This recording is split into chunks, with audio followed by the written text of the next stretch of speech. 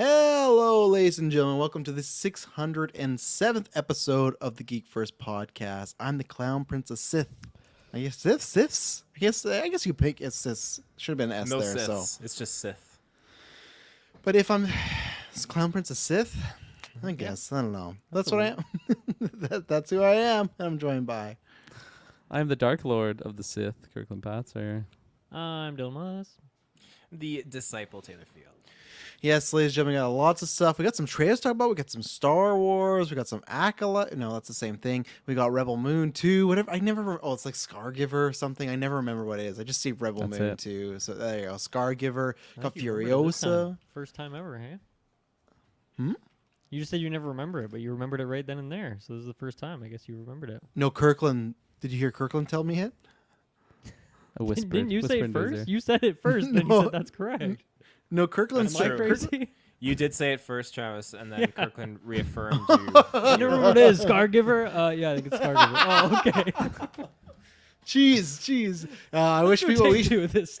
Yeah, we're gonna start over, but no, Furiosa. We're gonna talk about some MCU rumors out there. I got a random question about Bond and a little mini town hall and stuff. So a good amount of topics. We didn't have a newscast actually planned this week, but a lot of stuff. And even in a couple of days, I'm not sure if we'll get to this week, but supposedly Beetlejuice has got delayed today, but that's coming out. Rumor we're getting an Alien trailer, so they're just pumping this stuff out right now. We're in. I don't know about that alien trailer. Ooh! I added this for a different story and for wrestling, but this was Kirkland, or this was Taylor. Chills. Okay. The Rock is doing this thing now because he's like a bad guy in wrestling. Because he always, when he comes back to wrestling, he gets like goosebumps. But now he does this thing where he calls it out and he gets chills. He hits himself like that guy from Da Vinci Code, and it's just the best thing ever. But yeah, that was Taylor right there. Alien trailer. Oh my god! So lots of good stuff today. Head down for everything you need to know.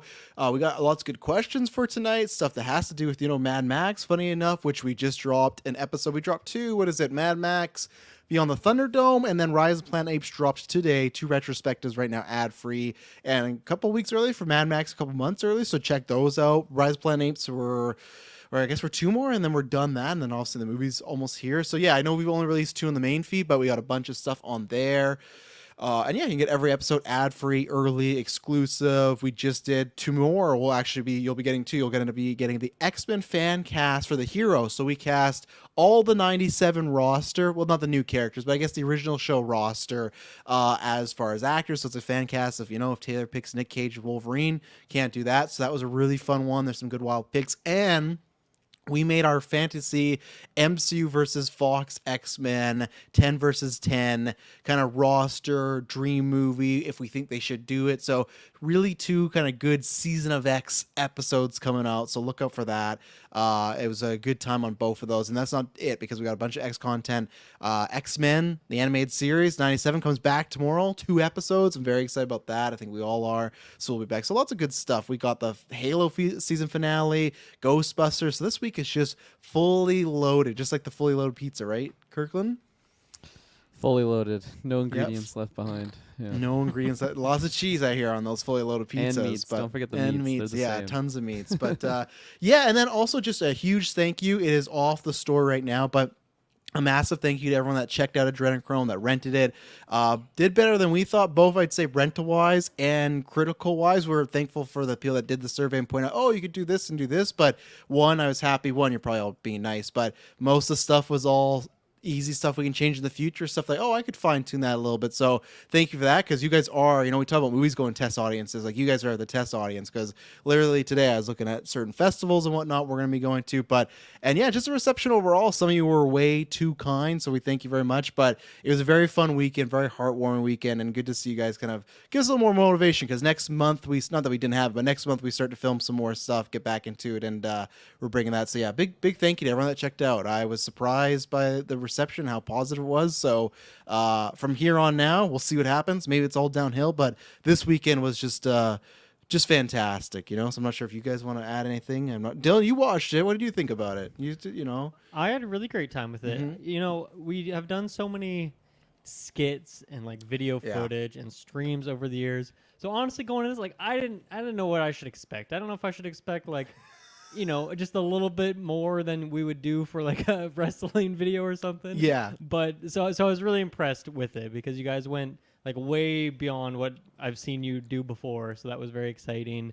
You know, acting's great. Fucking Kirkland's voice. What the hell? Where'd that come from? Where'd this guy get this freaking voice from, man? I was gonna say, Kirkland, you like we talked about this a little bit, but I feel over the weekend you got the big praise this week. And if any movie comes out, you're like, there's always one performance that gets heralded. You got those reviews, man. People were digging that voice. So No, I totally appreciate it. It was like my little glimpse into stardom. My phone was blowing up from various people seeing it. They're like, "Oh, I saw your movie." You know, The he Rock. dropped out of our movie. He's not starring in the next one now. The Rock just sent me a video of him slapping his arm. just saw the performance, man. Yeah, That voice. He had goosebumps. When I hear the hunter.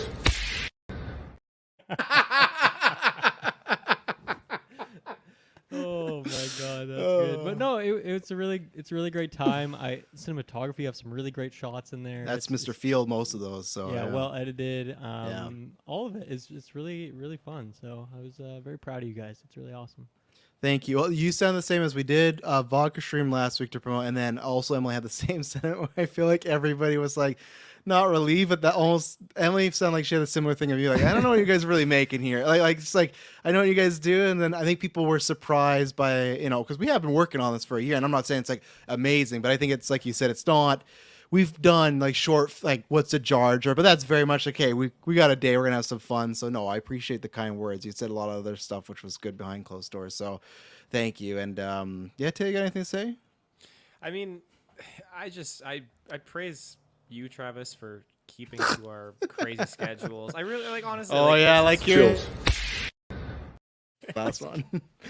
It takes a lot of work to kind of keep everyone organized on top of podcasts, but then also book in recording days for filming and what you're going to film, everything like that. I know I'm the kind of person where if I'm operating, I feel like I need to film things in more of a linear kind of stretch. But with you, you're filming things for this scene first, this scene second. Like, I don't know how you kept it organized. These guys were questioning me every day on set, Dylan. They're like, I don't know. They look at me like I was an idiot. I'm like, this is all gonna make sense eventually. I go, all right, okay, we'll see what happens. But it's just really nice to see that finished project. There's a lot of passion, a lot of heart and soul that's poured into it, and it's really cool to see the fruits of our labor kind of come uppance here, ushering in a new era. Yeah, no, yeah, it was cool. Like I said, I was surprised how good it was because I thought we'd get a lot of, you guys worked hard.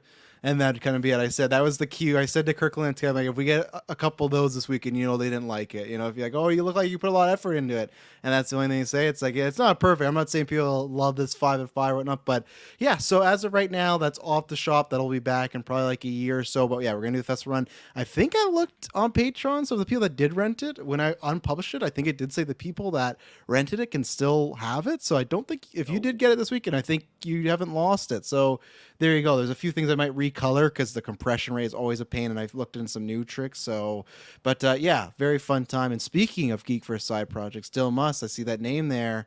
What do you obviously tell us on side quest, but we got a film coming out, same trajectory. You got something coming out soon. Yeah, I was just right before this editing my trailer for the game that I've been working on, Potion Problem. You can check it out on Steam. But yeah, hopefully when that trailer's out, I'll be pumping it out a little bit more since people can actually kind of get a feel what the gameplay actually is like. But yeah, I've been working on that, so it's fun that it's out there. Check it out on Steam, and yeah, that's all for today, I think. there you go. So we're gonna do this up top because we don't have a big thing to do, and we're gonna do this because there'll be like a little bit of segment. So with our town hall, we've put usually try to do this like January, February. We've been busy, and the reason there's a few things we'll talk about, but we're not really changing too much this go around. It's more for a sense of announcing some things and things we could maybe change in the future. What one kind of subject or segment we are going to add, which we'll do like a mini one here, is like a what are we watching, much to Dylan's kudos. Lots of people in the survey shout out that said, hey, what he does or you guys do on side quest, they want a mini version of that. Plus there's also a lot of like, why didn't you guys review this, why didn't you review that? We've talked about this before where especially last year, we said like things were not as like big as the 2 years, so we have to pick and go, okay, which specific episodes we're gonna do. So we can't do like a Killers of the Flowers Moon episode because that's not gonna do anywhere near like what a news episode would. Because that'd be like you're watching 3 hours stuff. But we did understand where people go, hey, there's a couple big movies, we know you guys have seen them, but then you don't talk about them if you don't do official review. So that's kind of the idea there, because there are some things. Same thing with Saltburn, right? Like I did a mini one on Tress, told you, but that movie blew up like a month after streaming. That movie made like $7 in the theaters. We didn't do one because it's like, well, it's like it's not gonna be probably a big review, right? Maybe in retrospect it could have been, but that wasn't at the time because it kind of bombed, right? So at the theaters, at home, it blew up. So that's why we're gonna kind of do that to try to meet in the middle in a sense, because we can't do a review for everything. We're not at that sense where if you're making enough to kind of qualify or make an episode mean like worthwhile of us doing, then absolutely. But we're not in that stage where everything can do that, right? So that's something that we will be doing in the future. For if there's nothing, then we just won't do it. So when we kind of have that banter at the beginning of the episodes, we're probably going to say that more for just originals now, which we already do. But usually we'd say, hey, what's been going on in your life? We'll probably keep that more to the originals. So you can go to Patreon there. Yeah. Did you guys have anything to add on that or anything specifically? I mean, if not, if you ever you want can us say to no, but- review Flowers Moon, just join the Patreon, and there you go. That is true. That's true. The producer tier. Yeah, you can do that. So, and then, yeah, with episodes and news and stuff, nothing's really changing. We're going to still be rocking and rolling with, as far as, we'll do news when we can, reviews. The only thing that might change in the future, so we're going to kind of look how they do this year, where we've talked about certain reviews as far as are they worth doing a whole series for? And that's where something where people that are listening, if you like stuff, then definitely tune in. We're not saying like, oh, this year, look out, we're going to stop doing reviews of shows, but we do kind of have to sometimes look at, maybe we might do like a pilot and a finale and then mini reviews along the way, or maybe there'll be more bulk reviews, because sometimes for multiple shows you go, okay, the premiere is really good, season finale is really good, but those episodes in the middle, they don't justify maybe an hour and a half to 3 hours of our time when you watch said show, right? So we're going to look out for that. So if there's shows you like listening to in the reviews, definitely listen to them, because we're going to gauge a bit on that. And maybe nothing will change. Maybe a bunch of stuff will come out this year and go, okay, still doing well, but there's certain things like maybe the MCU is not as hot, or Star Wars, right? So in the past, when all those episodes would do kind of the same,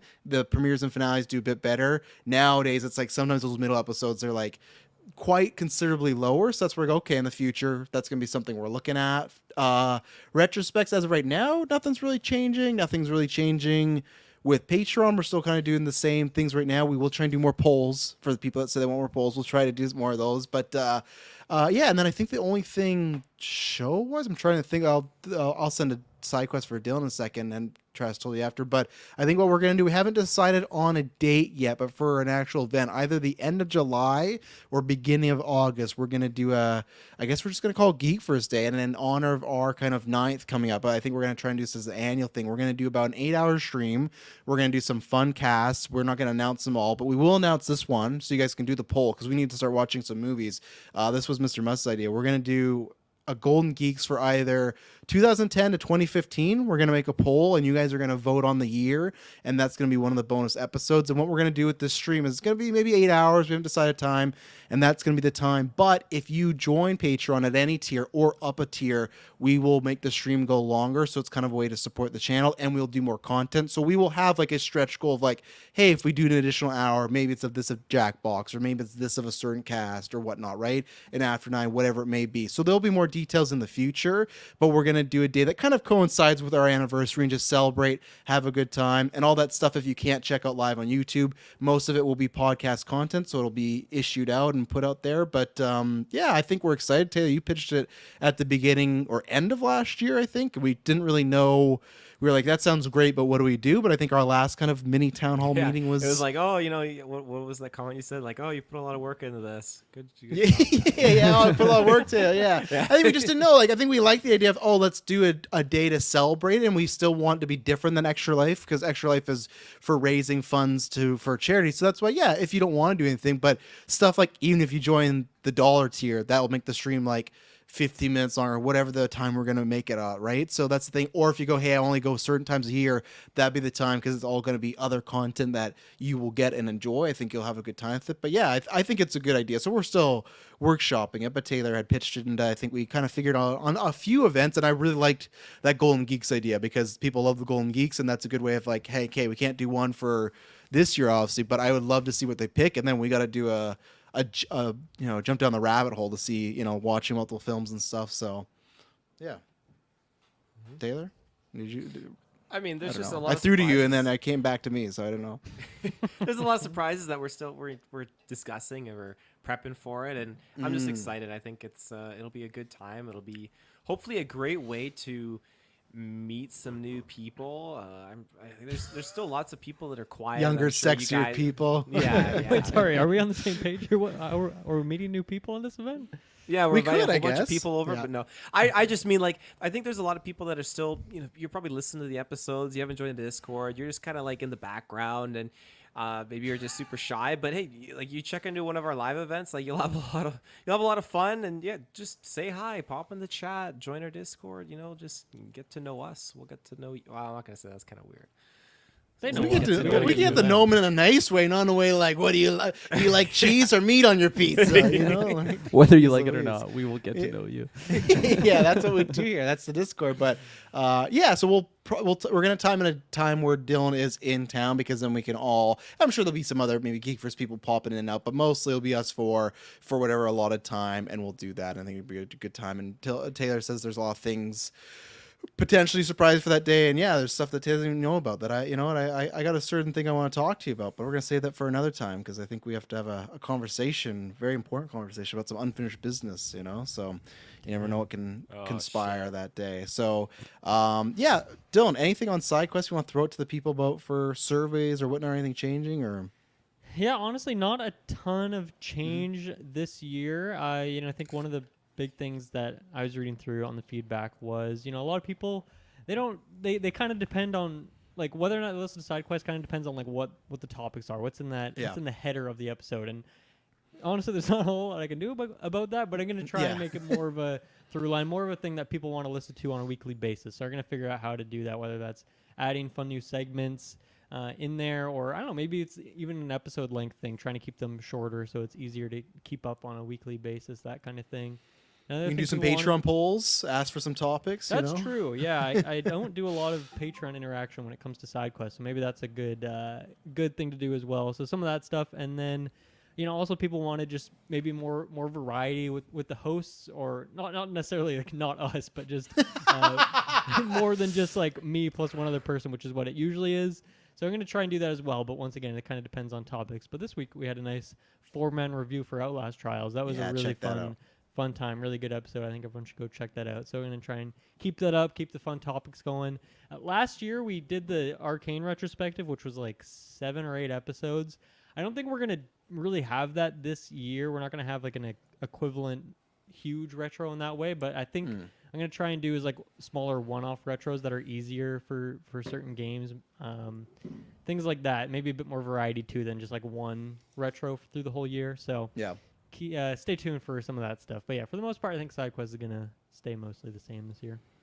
Yeah, That I think was- that's kind of. Oh, God, sorry. That was the hardest retro I've ever been a part of.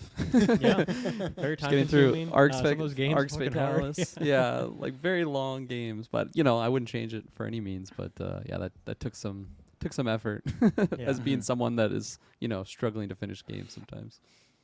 Yeah, and I think that's the best way. Like you're talking about side quests. I think this way is like we've talked about, where there's like ups and downs as far as like the feed and downloads. That's one thing I got to say, and because I don't think we've shouted out. Thank you to everyone that listened. We've shouted out a bit, but to the Dune episode, because that's been our biggest episode since Multiverse of Madness, which is really crazy. And that's the thing. Like you never know. It's for a tough thing. It's like what Dylan said it's based on the topic. Same thing of us. It's like you never know what movies and stuff we're gonna hit. Same thing. Like I think the first Dune review went well, but this one did like bigger. Like I'd have to look. It might be in our top 10, or it might be somewhere I can't remember. But it did very well, and it was the biggest episode this year in a couple like days. It beat every episode last year. So that's where for us, it's like we're kind of taking a wait and see approach for any big changes. And like I said, we're not saying GeekVerse is going anywhere, stuff like that. But just like okay, whether it's Patreon or the main feed, there's stuff we could change. We've talked about. We're just gonna kind of see how the year goes and what you guys are interested in, whether it's just like listening wise or Patreon wise, just in general, right? Because I feel like a lot of the fandoms and stuff have changed and everything. So that's where it's going to be. Travis told you, I've talked about this a little bit on there, but I'm at least going to do one episode a month.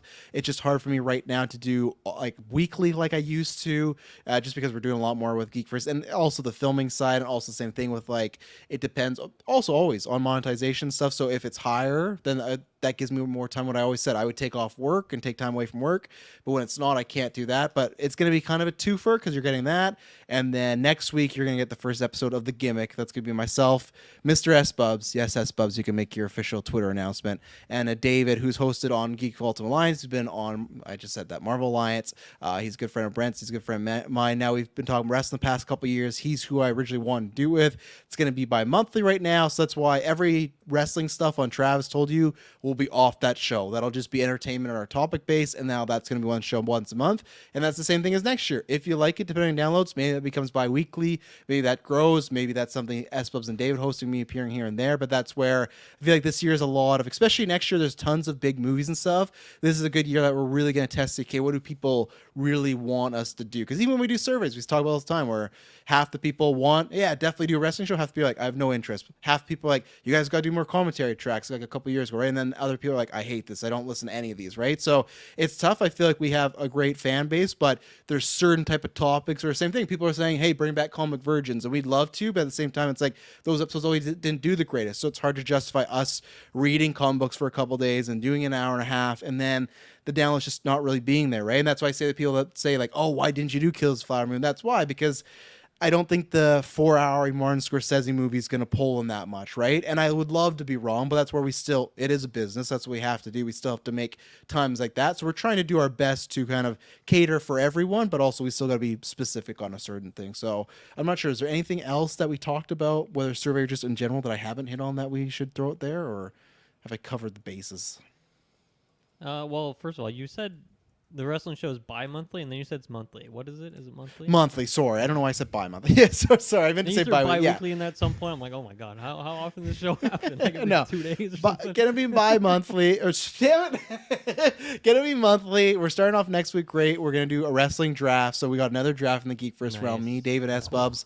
That one, S Bubs. He's taking on a lot of work. Yeah, it chills. He's taking on a lot of work. That's a weekly draft. So every week he's going to be calculating all the wrestling shows, the wins, the losses, the main events, the appearances. So yeah, it's going to be a big one. It's going to be wild for sure. Yeah, he's going to have all these Excel. So yeah, that's going to go monthly. Like Charlie Day and that yeah. Just going and that's the same thing. That shows people, hey, if you're interested, make sure you listen to it, spread the word and everything. But yeah, anything else? No, good job. Good job, sir. Well done. So yeah, look out for more details. Probably the biggest things Geek First Day, July, August. We will do that. It's going to be lots of fun no matter what. And yeah, we appreciate the continued support. So let's take our ad break. Then we're going to get into some great old news. We'll be right back. And we're back. So let's start off with I guess the biggest one that came out this week, and that was today, Star Wars Acolyte. I'm going to throw to Mr. Fields. So obviously this show, I should pull it up to, hang on, let me just get the details of the show for everybody if you don't know. So we got the trailer today. It's coming out June 4th, so this one's going to be on a Tuesday. So they're playing with a lot of days. We've not gotten confirmation yet if it's going to be the old, like, the new... PM. Yeah, because they did that with Loki, and they did that with, was it Ahsoka, right? So we haven't heard that. I hope that's the case. But obviously you're going to talk about this trailer, but along with that, the details of it's officially are it's set 100 years before the Phantom Menace. They didn't use the volume at all during the filming. It's going to be narratively similar to Andor. 8 episodes around 30 minutes, pitched as a multi-season show, incorporates EU and Legends lore. So that's stuff that was before Disney films like Knights of the Republic or Star Wars Force Unleashed, all those books, and they're saying that they're maybe bringing in some of that. So Taylor, did this, it's been a minute, like, because of Ahsoka, right? Since Star Wars, I think, for us, right? And that was the fall, so it's been a couple months now. So did this this news and also this trailer quench your thirst? Thirst has been quenched. I got up early thinking, oh, it's going to be there as soon as I wake up, and it wasn't. And I thought, man, I got to go to work at 8. They're going to drop this bloody trailer at 8 o'clock. Sure enough, They announced it yesterday that it was going to be at 8. Did they? I never saw a time. I just saw a trailer It's in the tomorrow. Discord, I'm pretty sure. Oh, I didn't even. Yeah. I never even looked at the Discord then. Wow, I was just looking yeah. on social. We'll get to media. know you all right. Yeah. It was trailer tomorrow. That's all I saw. So I was just assuming it was early morning. But Yeah, there's a lot going on in this trailer, and from what I've been reading online, it looks like they've introduced some brand new alien species you've never seen before in the Star Wars universe. We got some familiar ones, which is pretty cool, and just the overall vibe that it's giving me is just fantastic. I'm super stoked on this, even though at times it does feel like it is a little bit not fan servicey, but fan made, maybe just because maybe it's You just just mean a because fan film, don't you? Yeah, like it's fan worse. film, yeah, and just because it feels like, I don't know if it's too good to be true with what I'm seeing and what we're doing here, but my main relation to that is a while ago for April Fools, I might have pranked you with it, but there was a Darth Maul video, and I feel like it was a fake Darth Maul movie or whatever, but then there's an actual like fan-made Darth Maul film, whatever you want to call it. But anyways, this trailer made me really feel like that was it. It was a group of Jedi basically going to this planet, and Darth Maul just fucking fucks them up. And yeah, go ahead. So are you saying does it feel fan film because it's too good to be true? Like, oh, this stuff you want to see? Or are you saying like the literal quality of this is looking like a fan film? I feel like maybe more so the quality. The quality of a little bit feels like it. I don't know if it's just the lighting or what's going on. But I'm with you on that, Taylor. You I feel think that part of it could be that, like, at least for me, I don't know any of these characters, so it feels, it just feels like people like cosplaying as Star Wars characters. I'm sure some of these people are relevant in the lore to some extent, but for me, No, it not didn't feel that really. way. And like visually, I kind of agree with you. It did feel fan filmy.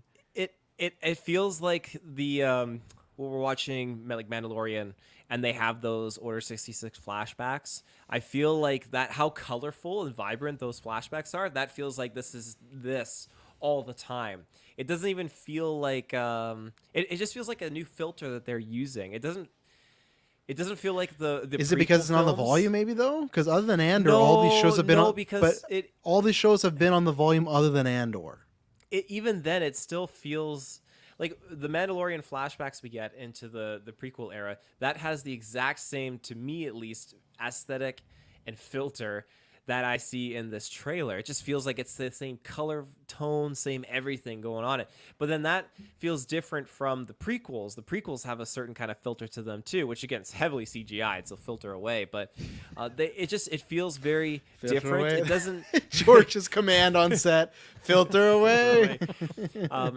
That being said, I think I just need to see more of it. I don't think it's necessarily like a huge con. And the other part of it is that I'm just coming to terms with the fact, like, yeah, I'm getting tons of Jedi now, which is just too good to be true. I feel like this is something that I was never really gonna ever get, but here we are.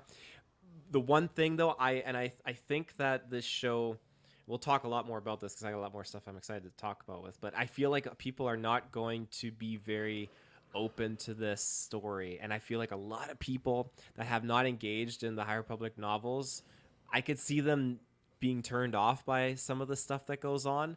Maybe it's just because they don't know it, and I think you might have a lot of people that are really on board with, I hate to say it, but the dark times and everything that goes on within that era, and people that are kind of trained to enjoy and maybe like watch that kind of stuff and understand a little bit more. I feel like that's just gonna rub people the wrong way when they see all these new Jedi, all these new characters.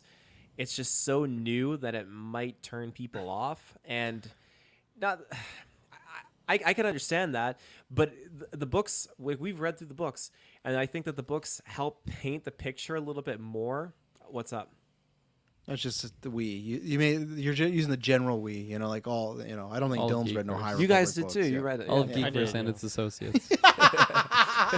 All shareholders. Didn't join read us for the these books. review on that one, but In preparation for this trailer breakdown, I was like, I gotta read just the age of the 2 times speed on an audiobook. Just like, and then she found the Jedi, and then like, oh!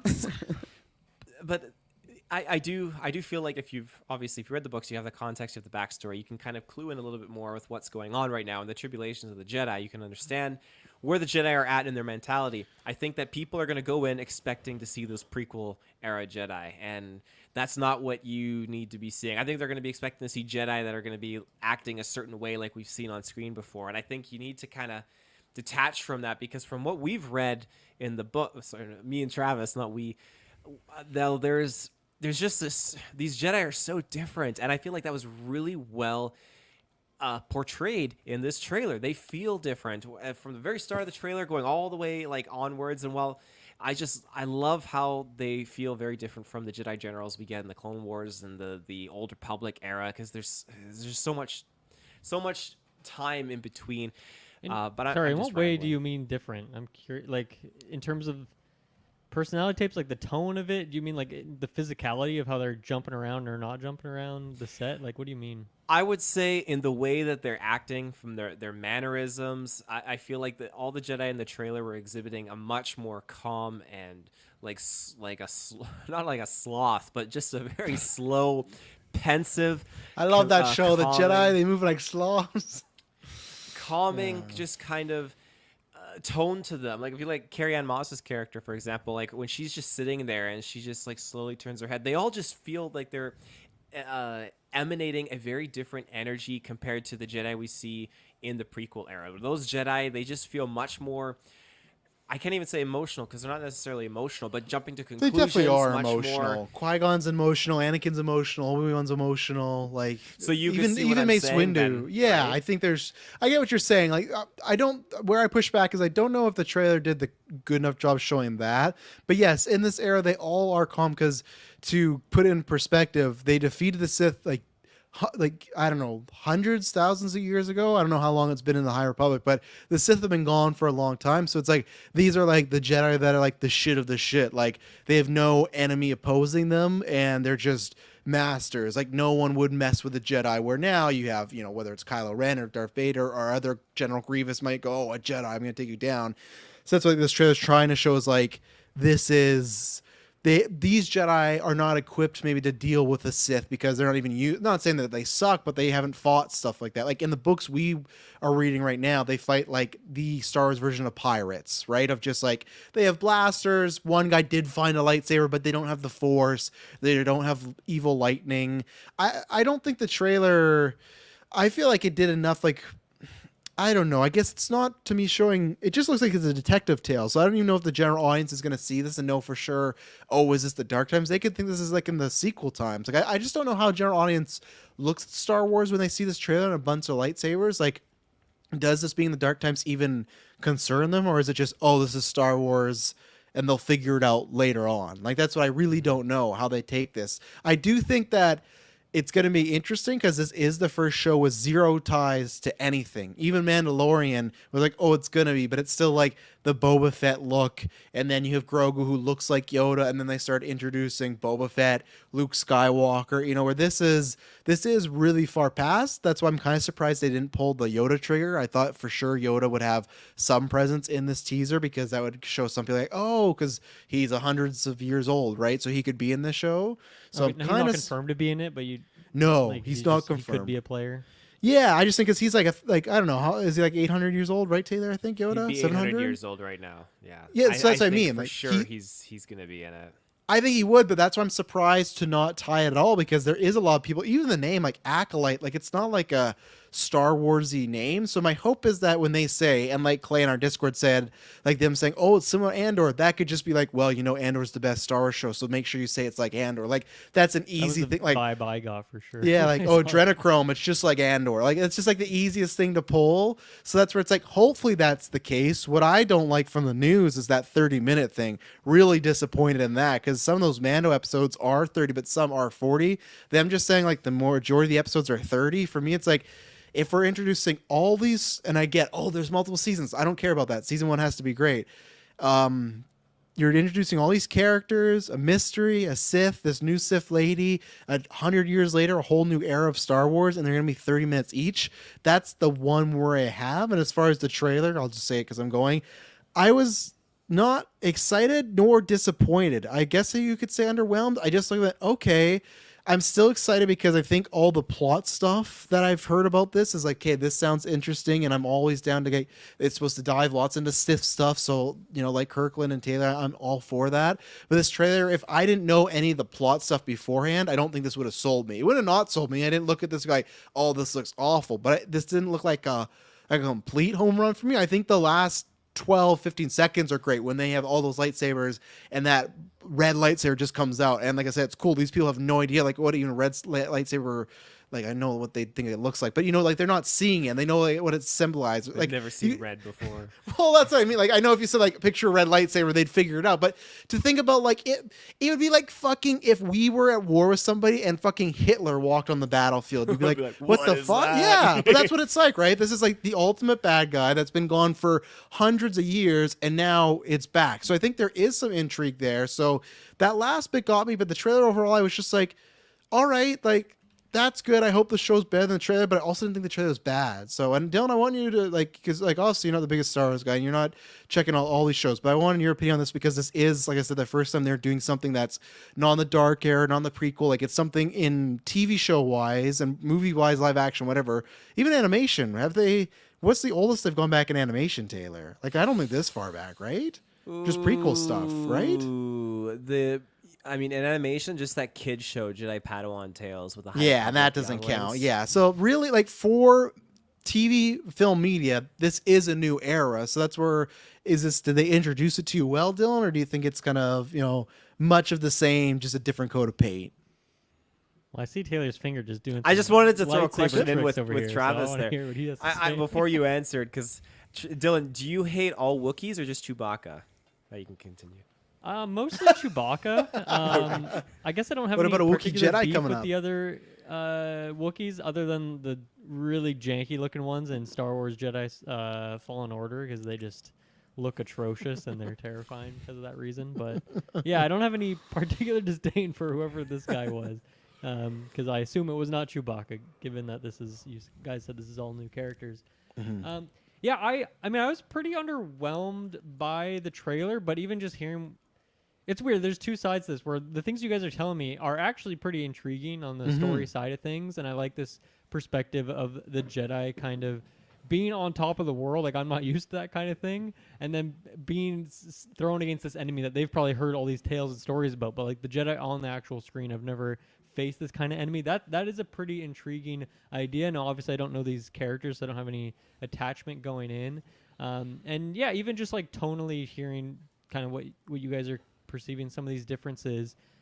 It's weird with the prequels because this did look a lot like the prequels to me in terms of the visual style, in terms of some of the Jedis, and I think that goes with the fan film part and how those movies aren't quite as stellar as some of these other ones. But I still have a lot of nostalgia for those movies, and that's a special era in my mind, in the very like bright colors, CGI fest. Not that there was a ton of CGI here, but more of the bright colors element of it, and just seeing a ton of Jedi at the same time. So there are elements of it that are intriguing to me. I guess I don't feel like I got really the main story hook though, other than like, okay, we have that setting, but like, what would be like the synopsis for this? Like, what is the murder mystery part, like the detective part about this show? They said that there's someone going around killing Jedi. So it's like Jedi are chilling. They're like the guardians of the universe, and now they're dropping dead.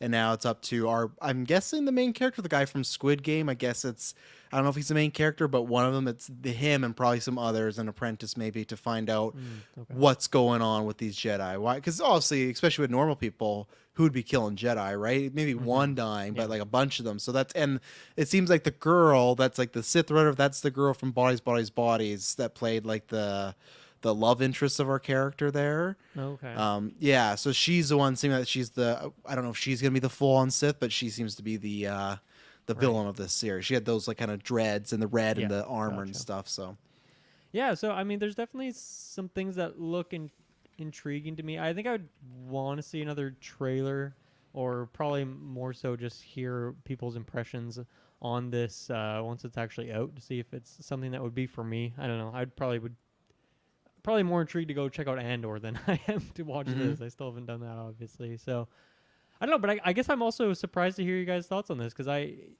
not browsing the internet, but just looking at our Discord, it looked like people were really hyped for this and thought this looked great. So I'm surprised to see you guys feeling underwhelmed, considering that you're the closest to like this era of Star Wars. Reading all the books and whatnot. I'm just hoping it was like a meh trailer, like a meh cut trailer. Maybe this sounds like an idiot take, but it's just like, man, I hope there's just so many good reveals that they didn't want to show too much in the trailer, right? Because I feel like we do that all the time, but that makes that's sense like too. a Like fool's even hope. like Yoda seems like a great thing to hold until the launch trailer, whatever they call it. Like that trailer that comes out like a week or two before the show actually releases. That could be a good last minute thing where it's actually like, okay, someone sees Yoda and then they can go subscribe to Disney Plus that moment, and Yeah. the show will be out, shortly. So maybe there's some more of that, but That's true. I don't know, and maybe that will pull me in. I mean, I do love Yoda. I don't know what other characters they could pull in there, but like I said, I do have some nostalgia for that prequel era. So there's some people that would grab me. Do you like Plo Koon? You like Plo Koon? Forget who that is.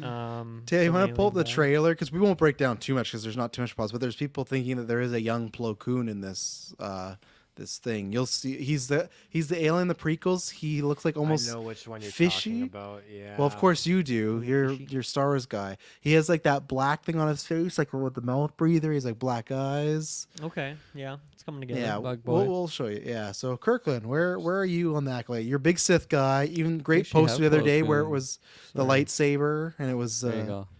Oh, we do have him just on the That's fucking. I Plo Koon forgot. right there on the left. Yeah, that's Plo Koon right there. Jedi Yep, power there he battles. is. There you go. That's a video game for you, Dylan. Bring that up on side quest. Jedi Power Retro, Battles. yeah. That's a great title. But you got that good Sith poster this week, Kirkland, with the Yeah. lightsaber's blade was was gone, beautiful. but it had like a trail of blood and stuff. So obviously this is the first. There is something different because remember when the show was announced, it was announced as like a Sith-led show, and that doesn't seem to be the case anymore. Maybe They pivoted. yeah, or maybe they're like maybe that character from the actor from Bodies does have the same amount of screen time, but they don't want to show that. But I'm gonna say they kind of pivoted a little bit because I bet they're like, well, we can't fully do like the bad guy show, but you know, Cowards. so yeah, Cowards. definitely cowards. So Yeah, no, I mean, starting the week off with that poster, I thought that was a phenomenal piece of marketing right there, and it was just it really, I don't know, it felt different from like previous Star Wars posters just that I've seen. Of course, you got the classics of just the ensemble of faces on a screen, but I still think they have done like pretty dour looking ones in the past, especially just thinking of the whole rebellion, fighting against the Empire, and like it usually is out of a place of hope and like bringing the little guy up to to destroy the big threat that is the Empire. So I was really hyped going into this trailer. I think overall I'm kind of in your guys' category where I am underwhelmed, but I still think it was a good trailer though. Like I still think that there was a lot of things in here that I wasn't expecting to see, like just that many Jedi and that many different colors on their sabers. That was just a surprise to see, and as well as how much action there was. Although it's not like a super long trailer, I think it's under 2 minutes. There's still like showing off a lot of hand-to-hand combat and different combat than I think is, at least for me, to be expected from like a Star Wars fighting show. Like especially the Carrie-Anne Moss scene, like it looked like it was straight out of the Matrix, the way that they're just doing like hand-to-hand battles without the lightsabers, and then they threw in a little bit of force there.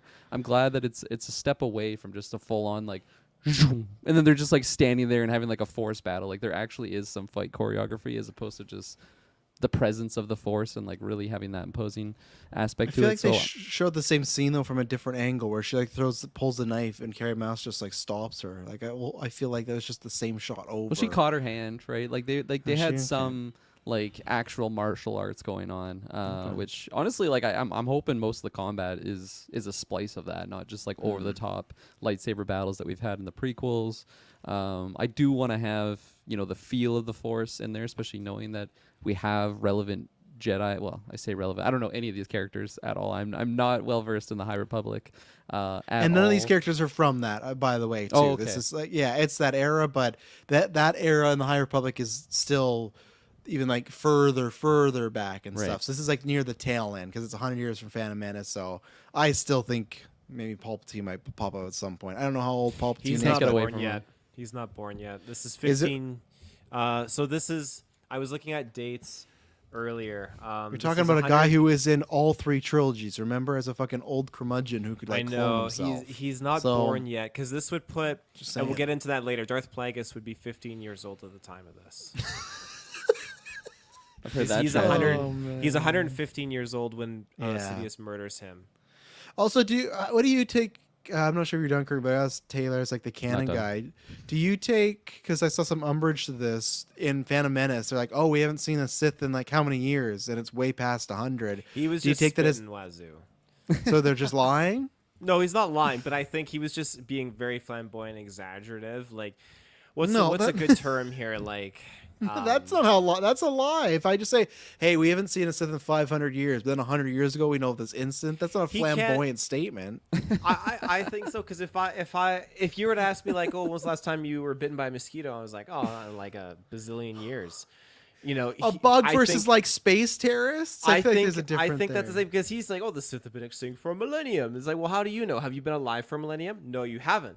That's why I think But he's been- just saying it. 100 years though. That's pretty close to Phantom Menace. Like, you don't think they would have And documented that? my counter to that is that no one is alive to document it. Oh, the Sith takes them all out. I mean, Yeah. I'm not old enough to have seen evolution in my own two eyes, but I can still believe in it. You know. What do you think about that though, Dylan? If everyone that could have talked about evolution got killed, you know? I mean, that would be quite the world. We just have a soft reset of humanity, I suppose. And then what happens there? They just the Sith kills them all, and they just never catch the Sith. Is that what happens? Well, it depends how much you want to believe that Disney's changing the narrative here. Well, obviously, the showrunner tipped their toes into the fact that, we're going to have EU and Legend stuff brought in. But I'll talk more about that after, because Kirkland, you weren't done. Thank you, Taylor. course. Yeah, I'll take that baton back. I think what was shown in here for the fight choreography was more than I was expecting to see. So that's a positive for sure. I like the look as well of like the different Jedi and our dark side user, whatever she might be. I just feel like the look of them feels like a different era of Star Wars, although there is aspects of this trailer that actually reminded me of things from the prequels and even things from like the sequel series, like the one planet that they go to, where it's very like gray and dark. It reminds me of like certain areas that they go to. I think honestly, like Last Jedi. I can't remember what. There's what a planet shot it that was. looks identical to Rey standing on rocks, and it's all whatnot. So some people are like, In the "Oh, that's water her." area. They're doing some sort of Force time stuff. It's not her, but the I hope water not, one, but yeah, me too. So just certain locations I thought looked good, and like I was saying, kind of just reminded me of different eras. So it's an interesting thing that I'm getting just little hints and of those ingredients pulled from different eras of the galaxy to form this show that, as you were saying earlier, just isn't attached to any previous or just current Star Wars content. Like it is an exciting mystery of what's going to be unveiling, and I don't know. I am hopeful for this series for sure. The Andor statement that you brought up, I feel like that is kind of wish-wash, just some nice polish to sell us on this show here. Because from what I understand, Andor is very critically well received, just not like the numbers aren't there. And I absolutely love Andor. That's probably like That's my what they're favorite aiming piece of- for. Again, it's gonna be critically, but no one watches Acolyte. Yeah. There, goddamn. I mean, I'll take it. I loved Andor, so if we get another Yeah. quality of that, I'm totally down. But I will say this trailer kind of set my expectations in a certain area. I think I was building a lot of hype from that poster, and then I saw the trailer, and it's not like a negative or anything. It's just like it's not too high of expectations, I think, going into the show, which is good because I could be impressed. But I mean, 30-minute episodes, like you were saying, I also kind of see that as a negative. But I don't know. Hopefully I'm wrong in that sense. Yeah. So we get to Tay, you said you had some other points. Well, just the length of the trailer, actually, or not the trailer, the length of the show being 30 minutes, I think that's absolutely bogus. I think that this show should at least be an hour long. And who's the Don't go guy too in hard on charge? them.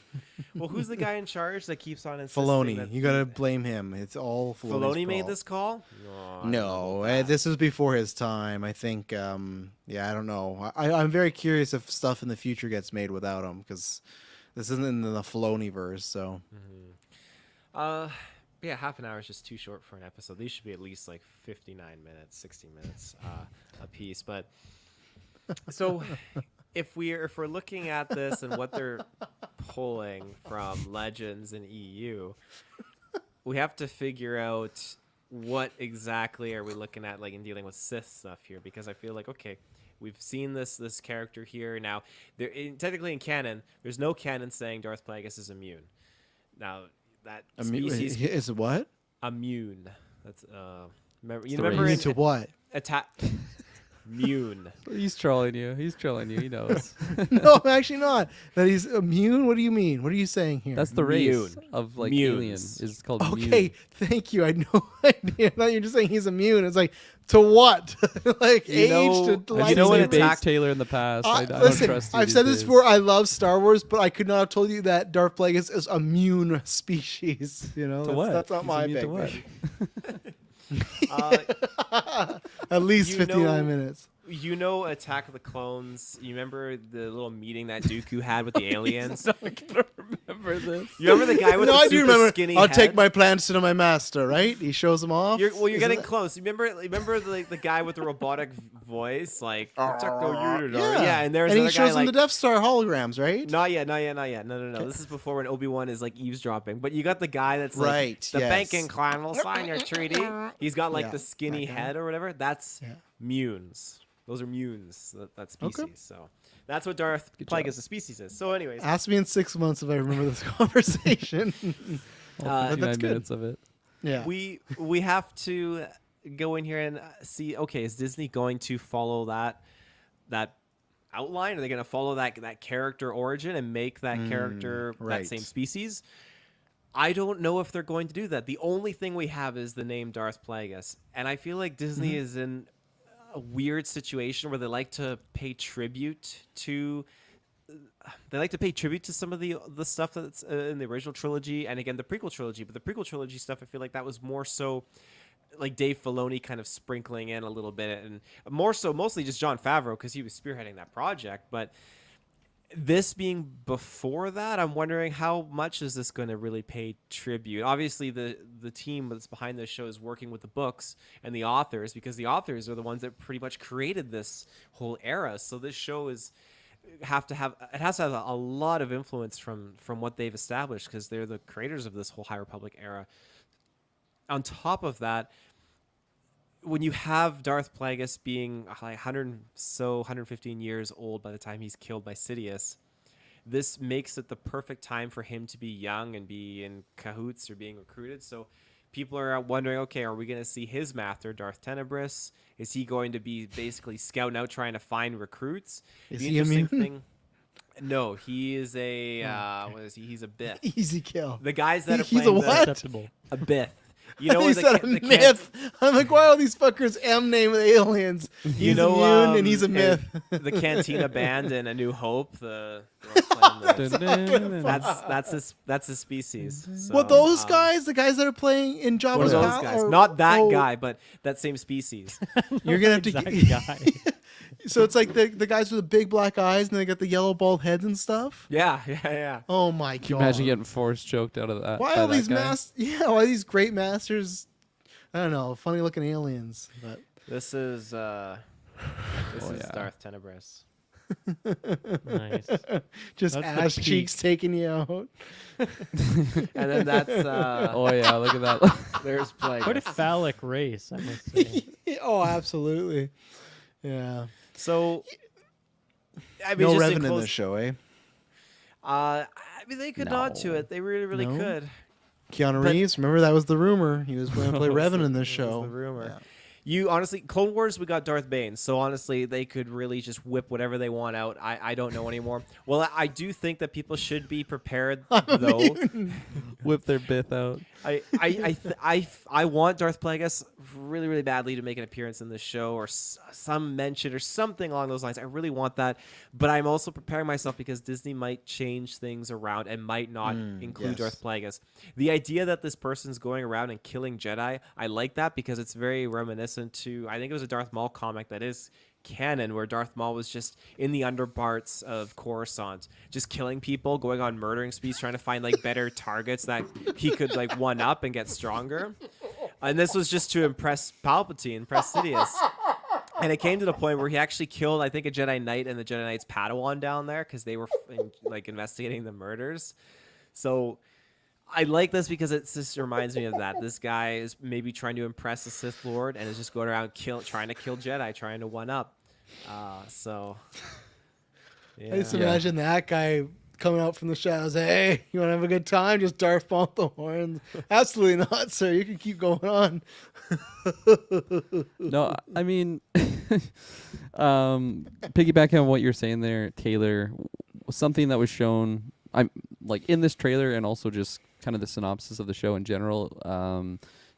This is something that it actually made me think of like episode 1 with Darth Maul, and like it's kind of a similar era where like the Jedi are kind of just really, really strong. Like they're just obviously completely outnumbering any like major foe that they have. Like there's the Trade Confederation, but like really there's no like powerful like Force users that could like oppose the Jedi up until this point. Now it's a little bit different power scale than what's shown here, it seems, with like where the Jedi are at, but you still like in that show you have this dark side user assassin, right? Like they don't really know who Darth Maul is. It's just this like dark hooded figure with a red lightsaber, and I really, really love that aspect. It's just, especially with how it's shown here, where the Jedi are just that much more powerful, and it seems like they're just a lot more coordinated and more willing to just kind of like, you know, go investigate with like their lightsabers right up. Like there's not as much politics, it seems, where the prequels are obviously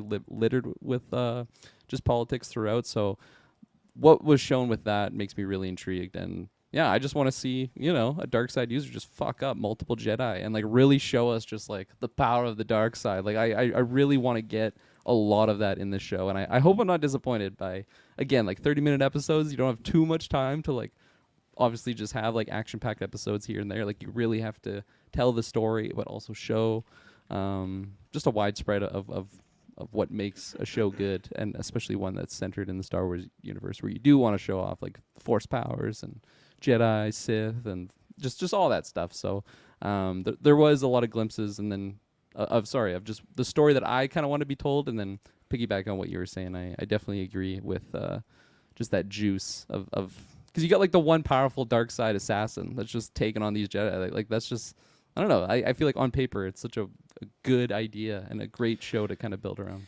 Doesn't make sense with your guys' balance argument, though. Just throwing that out there. That's okay. Balance, yeah, because the By Sith what? have to rise up. Dark side needs to rise up. Yeah, 1 balance to the and Force. 10,000 Jedi. Yeah, that balance. Oh yeah, That makes sense. 10,000 Jedi are getting murdered in the show. Yeah. Kirkland, you've read, I don't know if you have read this, Travis, but the Darth Plagueis book. Oh yeah. Nope. So we know that Darth Tenebrous had another secret apprentice, Mhm. Darth Venomous. And do you think that you could see something What's like his that? name? Venomous. Venami. No wonder why Filoni doesn't want to use any of these fucking books. But it's interesting because you Yeah, have that's a cool name, Who's, man. It who's is cool. It's spelled seriously cool. naming a character Darth Venomous? My God. I'm pretty sure he was a Bith as well, wasn't he? I He's don't fucking remember, Biffs. I'm telling you, but he's Biffs. Biffs. Plagueis kept Fucking him Biff right alive. I off. think actually, like he neutralized him and kept him alive in like a stasis, so that he could kind of like experiment on him and study him. Damn. If I remember correctly. But I think you might, if we get Plagueis in here, and again, if that at the end scene of this trailer, like you see the 20 Jedi just light up and go towards Darth Plagueis, and he just fucking incinerates them. Oh my God, I'm just like tweaking out. I'm like not handling it. But I think it's interesting if you do have multiple Sith apprentices in this show trying to prove themselves. Yeah, I really love that dynamic as well, as them like trying to one up the other Sith, right? Because it's all about being the strongest, and even if you are, you know, air quotes, fighting for the same side, like it really is about being that one powerful. I mean, just getting to like the apprentice and the master dynamic, right? Where like the end goal of the apprentice is to just defeat the master to become like the new ultimate one, and that's just like the way of what they're focused on with going in the dark side. So I agree. I'm agreeing with you. I'm hoping whoever our female, you know, dark side user is that was shown in this trailer, I hope she's got other enemies that aren't just Jedi in here. Like that again is just another dynamic that I think would be fun to explore, because it's not just, you know, a clear good side versus bad side in that aspect. It's not just Jedi versus the dark side. Like I want some in between. Mm-hmm. Travis, I'm curious. What do you is your like? Yeah, I guess yes or no. Do you see Plagueis in this?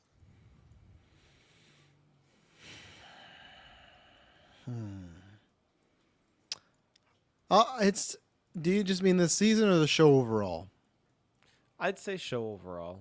Yes. The season I'm unsure about, but the season or the show I think so. If they think it's multi-season and they want to go that way, I think they'll show some heavy hitters of Star Wars past that aren't really heavy hitters for the GA, but for if they're saying in interviews we're pulling from Legends and extended universe, I think they're trying to hit on.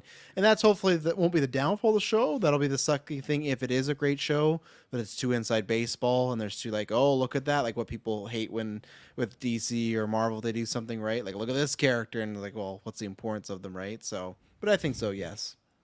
Okay. What were you, Dylan? Yeah, he's there. Episode 4.5. What about Dark Venomous? He'll What be about Dark there. Venomous? Can you give Venomous, me a no. screenshot of Venomous? Venomous Is there a picture of is, Venomous? Non-canon anymore. He better He's look been cool. removed from canon. Or I guess he should actually look lame with the type of name he has here. But anything else, Kirkland, before we move on? Before Taylor has a photo, also he's gonna show us. But anything else? I hope they aren't cowards when they, the makers of the show. You know, like I hope they aren't scared to just make it simple. Like say someone like Palpatine. You know, I know that Taylor did the math on like kind of where we are in the years, but I'm still worried that they're gonna try and like make it a Skywalker type Link thing. And obviously it's way before the fact, but I'm mostly just speaking in the sense of keeping it like its own story. And that doesn't mean like not bringing up someone like Plagueis that I guess is mentioned in like the main Skywalker saga, but I don't know. I just really want this to feel like a different show, and that's really how Andor felt, and I think that is a big reason why it felt so much different in a positive way than some of the other Star Wars content that we've gotten recently. Mm-hmm. Yeah, so Sheev is born 84 before Battle of Yavin. That's not what I asked you to years find. before. And then Acolyte's 132 years before, so hopefully, no Skywalker. But again, stuff at couldn't they all. just fudge that? Like, who knows? Palpatine's like a regular guy, but he's also a guy that clones himself. Like, they could change a bunch of stuff, right?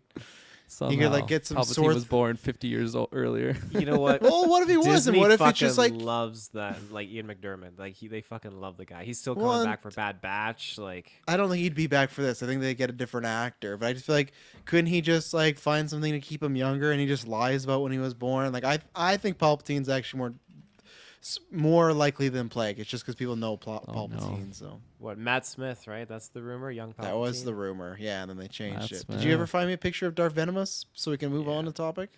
It looks the same as he is a Bith. So you're right, Kirkland. So it was so it's Venomous to what was Plagueis' master now? I wasn't done with that Darth picture. Tenebris had So two it- apprentices. it was Venomous Biff to and Biff? Plagueis. Oh, but it was Yes. Biff to Biff? to Oh. What's wrong with Biff to Biff? Biff. Biff. Well, other than humans, I feel like we don't see that, you know? It's fine. Mm-hmm. Let's move along.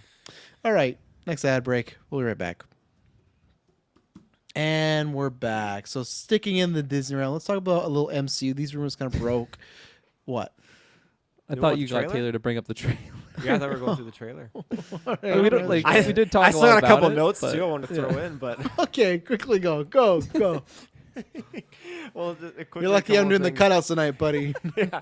So this guy, Who's going to be a chicken?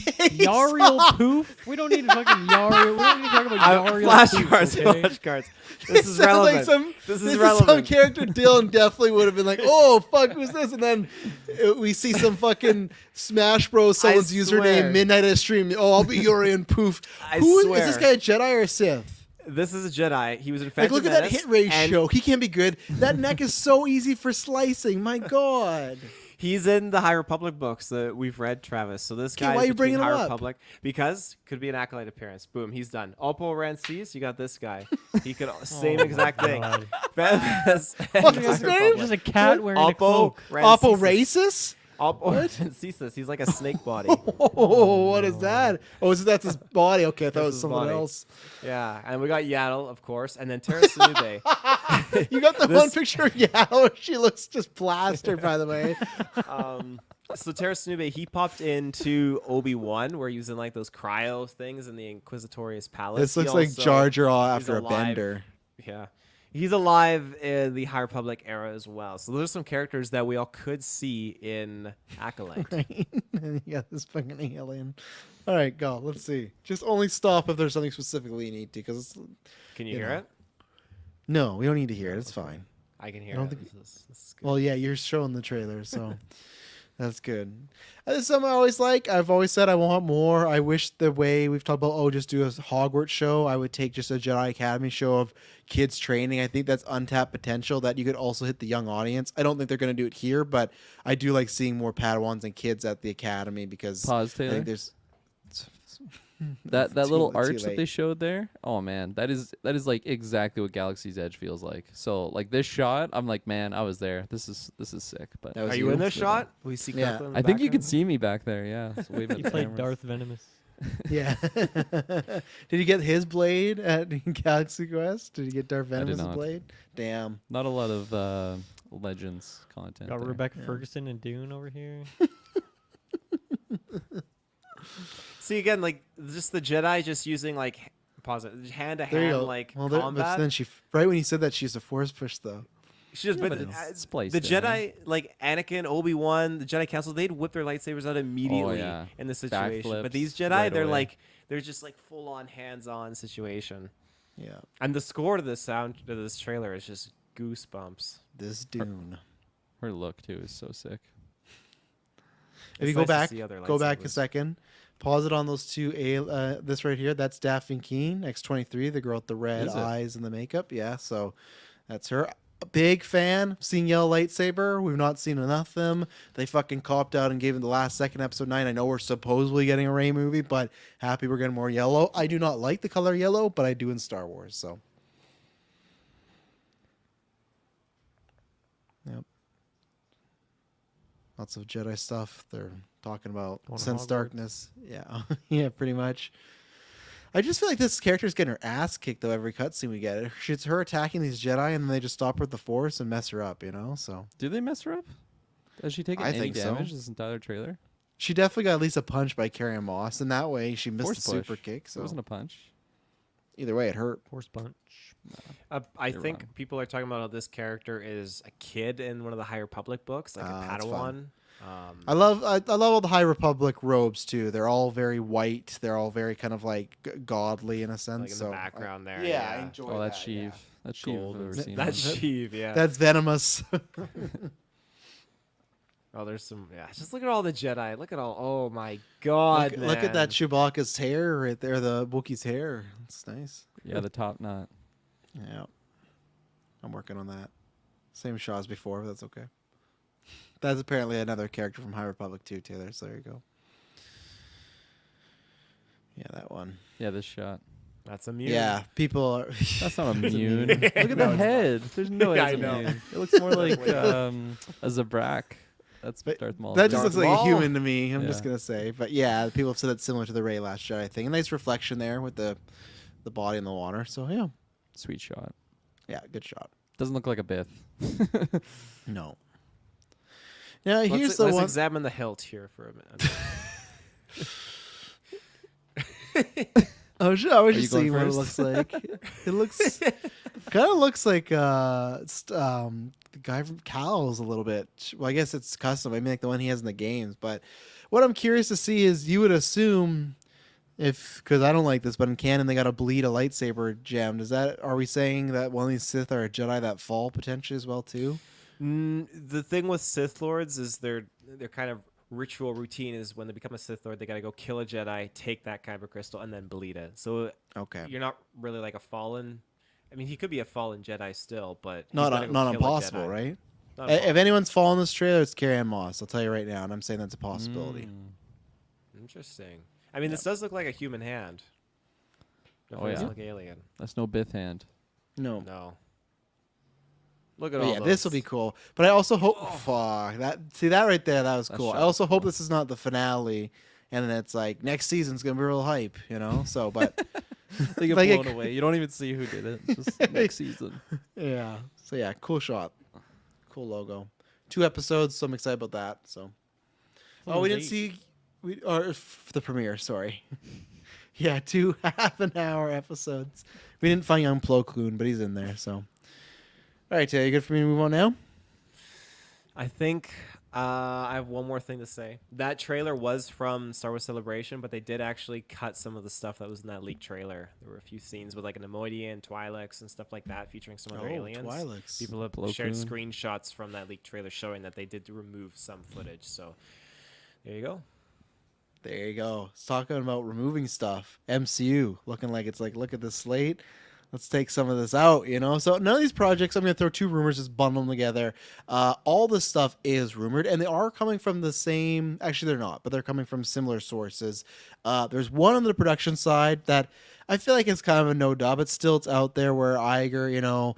the biggest one, sadly for you, Dylan, is I guess Feige was like fighting that he wants to still do Eternals 2, but Iger feels it's not going to do well. So Eternals 2, Ant-Man 4, and Captain Marvel 3, or whatever it could have been, the Marvels 2, whatever amalgamation, something starring Captain Marvel.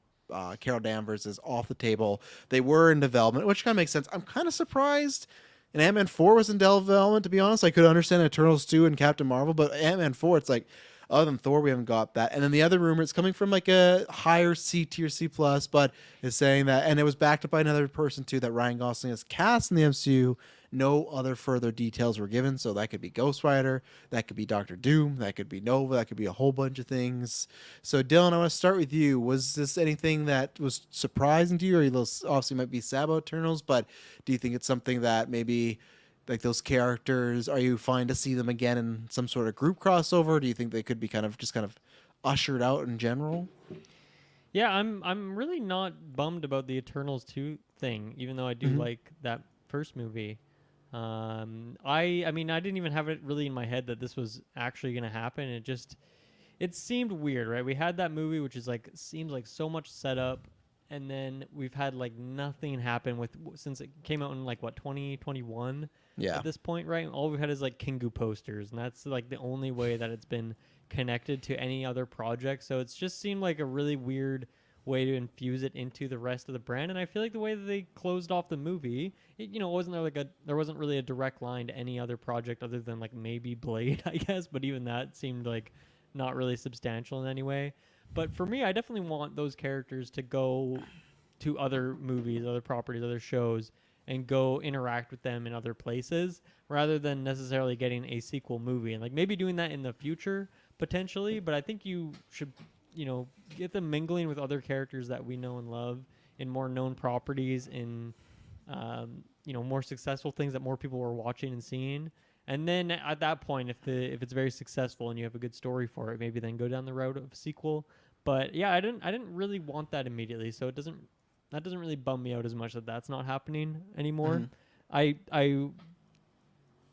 guess worry is not the right word, but I'll say it. I'm worried that this means that like maybe they're just gonna kind of drop those characters in general, because if you don't have future plans for a movie, they haven't really interacted with any characters in a meaningful way.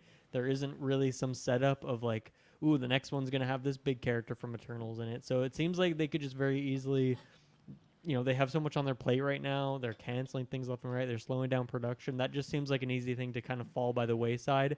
And then before we know it, 5 or 6, 7 years are going to pass. None of those characters will ever be with anything again. And it's like, you know what? Let's just consider that the end of the Eternals story for what it was in the MCU. So I think that's unfortunately like might be the easiest thing at the end of the day. I hope that's not the case, because we do have some great characters and castings in those roles. But yeah, eventually those actors are just going to move on if they're not getting to play those characters again, right? So not too bummed about that. And then Captain Marvel 3, I mean, first of all, that's going to be one of the biggest like flops in Hollywood history, from like Captain Marvel being $1 billion movie to the second movie just completely bombing, and then like just essentially being canceled on the third. Like, can you think of another movie that was $1 billion movie and then the sequel was like that poorly received? No, because even Ant-Man 2, it's close to 500 million. Like, it started slow, but it had some good legs. So like that's like still, it's not great because it's half, but that's still at least something. I'd have to look, but that is probably one of the bigger cases of such a huge drop, and I think that has a lot of things to do with it. But now I'd love to see the what if of Captain Marvel releasing when it's not the movie before Endgame, or the movie before was it Endgame? No, Infinity War. So it was Infinity War, because and Infinity War, the pager went off. Then everyone knew. Or what was it? Was it before or after? After Infinity War. Before Endgame, yeah. No, when Black does Panther she was show before up? Infinity War. Oh no, it is Infinity. You're right. It's before Endgame because it goes Yeah. Infinity War. Yeah, and then the And then pager, and then Ant-Man's the in Captain between Marvel. there too, Yeah, right? and Captain Marvel. The end credit is her showing up, being like, "Where's Fury?" Right. Okay. Yeah. But that's why I wonder too how that would have done if not in Yeah. that realm of movies. That's a good point. Like, any other movie it feels like it could have been dropped in that same slot as it had, and maybe been a billion-dollar movie as well. But still, like, I don't love that movie, and a big factor for me for MCU stuff is like how fun it is to rewatch. How much it's like a comfort movie for me. Just like put it on. That movie is so boring. Like I never put that on. And Miss Marvel was really bad. I like the Marvels enough. That's my favorite of those three things, I think. But I'm not bummed that we're not getting a third one here. Once again, those are characters too that I want to see them interact with other characters. They've done some setup now with Miss Marvel where she can go off and do some other stuff. Captain Marvel, don't really know exactly what she'll do. I think Spectrum might be the character that like falls by the wayside of who knows what her future is, but I'm sure she's hanging out with the X-Men right now, right? So maybe that's a good thing where she ended up, right? Sure. Yeah, she could pop up somewhere else. Yeah. But yeah, I mean the bummer for me here is Ant-Man, because I love those movies. I mean, the third one is obviously the exception to that, but that movie just it doesn't really feel like much like an Ant-Man movie. And we've talked about how after that how Paul Rudd had like pitched a script for like a smaller scale, just like a family story that he wanted to do for that movie, and they're like, no, we got to do this Quantumania thing. It's like, man, I wish we deviated down that multiverse and just got that lighthearted movie that was probably a way smaller budget, simpler movie, probably would have stuck the landing a lot more. And even if it not like $1 billion movie by any means, but it just would have been solidly consistent as those first two. What's up? I got a question for you, and I'm going to pull up the slate right now. So let's say Ant-Man did get that, like the whole just family movie. Do you think there's a movie off the top of your head that would have been better to do we have to have Kang introduced? It's going to be this one. So let's say it's not Ant-Man. I got to pull up the slate to even see what came out, but I'm wondering if in that what-if universe of, okay, Ant-Man's not going to introduce Kang, but this will. Let's see, what do we have here? Come on, Wikipedia. Oh my God, Wikipedia. So in Phase 4, we had Black Widow, Shang-Chi, Eternals, No Way Home, Doctor Strange, Love and Thunder, and Black Panther. I think the only way you could make work is Strange. Could you do that really? Yeah, because not Love and Thunder. Yeah, but if you like tack it onto what that movie already was. Well, I'm saying conceptually, you change the same way we're changing Ant-Man. You change one of these to say like it's no longer Multiverse of Madness. Honestly, it's Kang or Strange. I feel like maybe Kang. the answer is just like Doctor Strange 4 or 3. I guess we're still only on 2, right? Yeah. I think that would have been the route to go. True. That would have made a lot more sense. Or I don't really know Black what Widow? else. No, yeah, because if Black Panther also wasn't gonna happen, Thor, that I wouldn't trust Taika. I still like Taika's movies, but like I wouldn't trust him to introduce Kang. And then Phase 5, what do we get here for projects? We had Ant-Man, Guardians 3, The Marvels, Deadpool, Wolverine, Captain America 4, and Thunderbolts. I wonder if that's another way too you could change. I wonder if there's like a way in the Marvels too, and maybe you could give it a little bit more oomph. And like they're already cosmic, and they always talked about like the bands being something to do with Shang-Chi. So I feel like the Marvels and Doctor Strange is like the only two you could have changed to make that. I don't think Deadpool Wolverine, that's not the place. Guardians 3, no. Cap, that would have been quite a big challenge for Cap. Sam's first day on the job. Guess what? You're fighting the multiverse conqueror guy. And I'm not saying shows. I guess I feel like they introduced in the right spot with Loki. I was just trying to think movie-wise if you could do that. So yeah, it's just it's hard for me to blame. I don't know.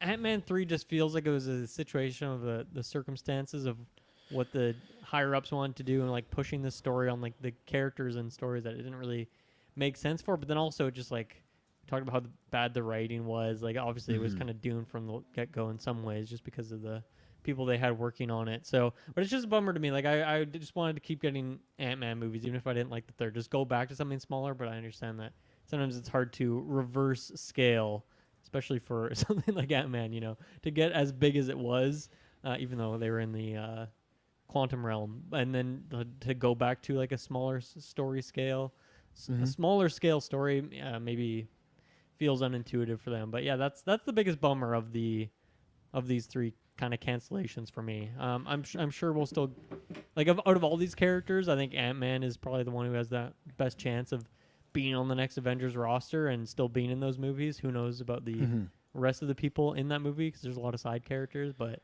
at least our main man and Wasp, I'm sure, will stick around. And you kind of answered it. Maddie Sags asked if you could resurrect one project, would you choose Ant-Man for Captain Marvel? Why not Eternals 2, Maddie? Come on, know, but right? I mean, you're saying for Ant-Man, me, it'd be like yeah. Ant-Man number 1, then Eternals, then Captain Marvel 3 would be like my bottom of the barrel, unfortunately. I think, I'm trying to think my order.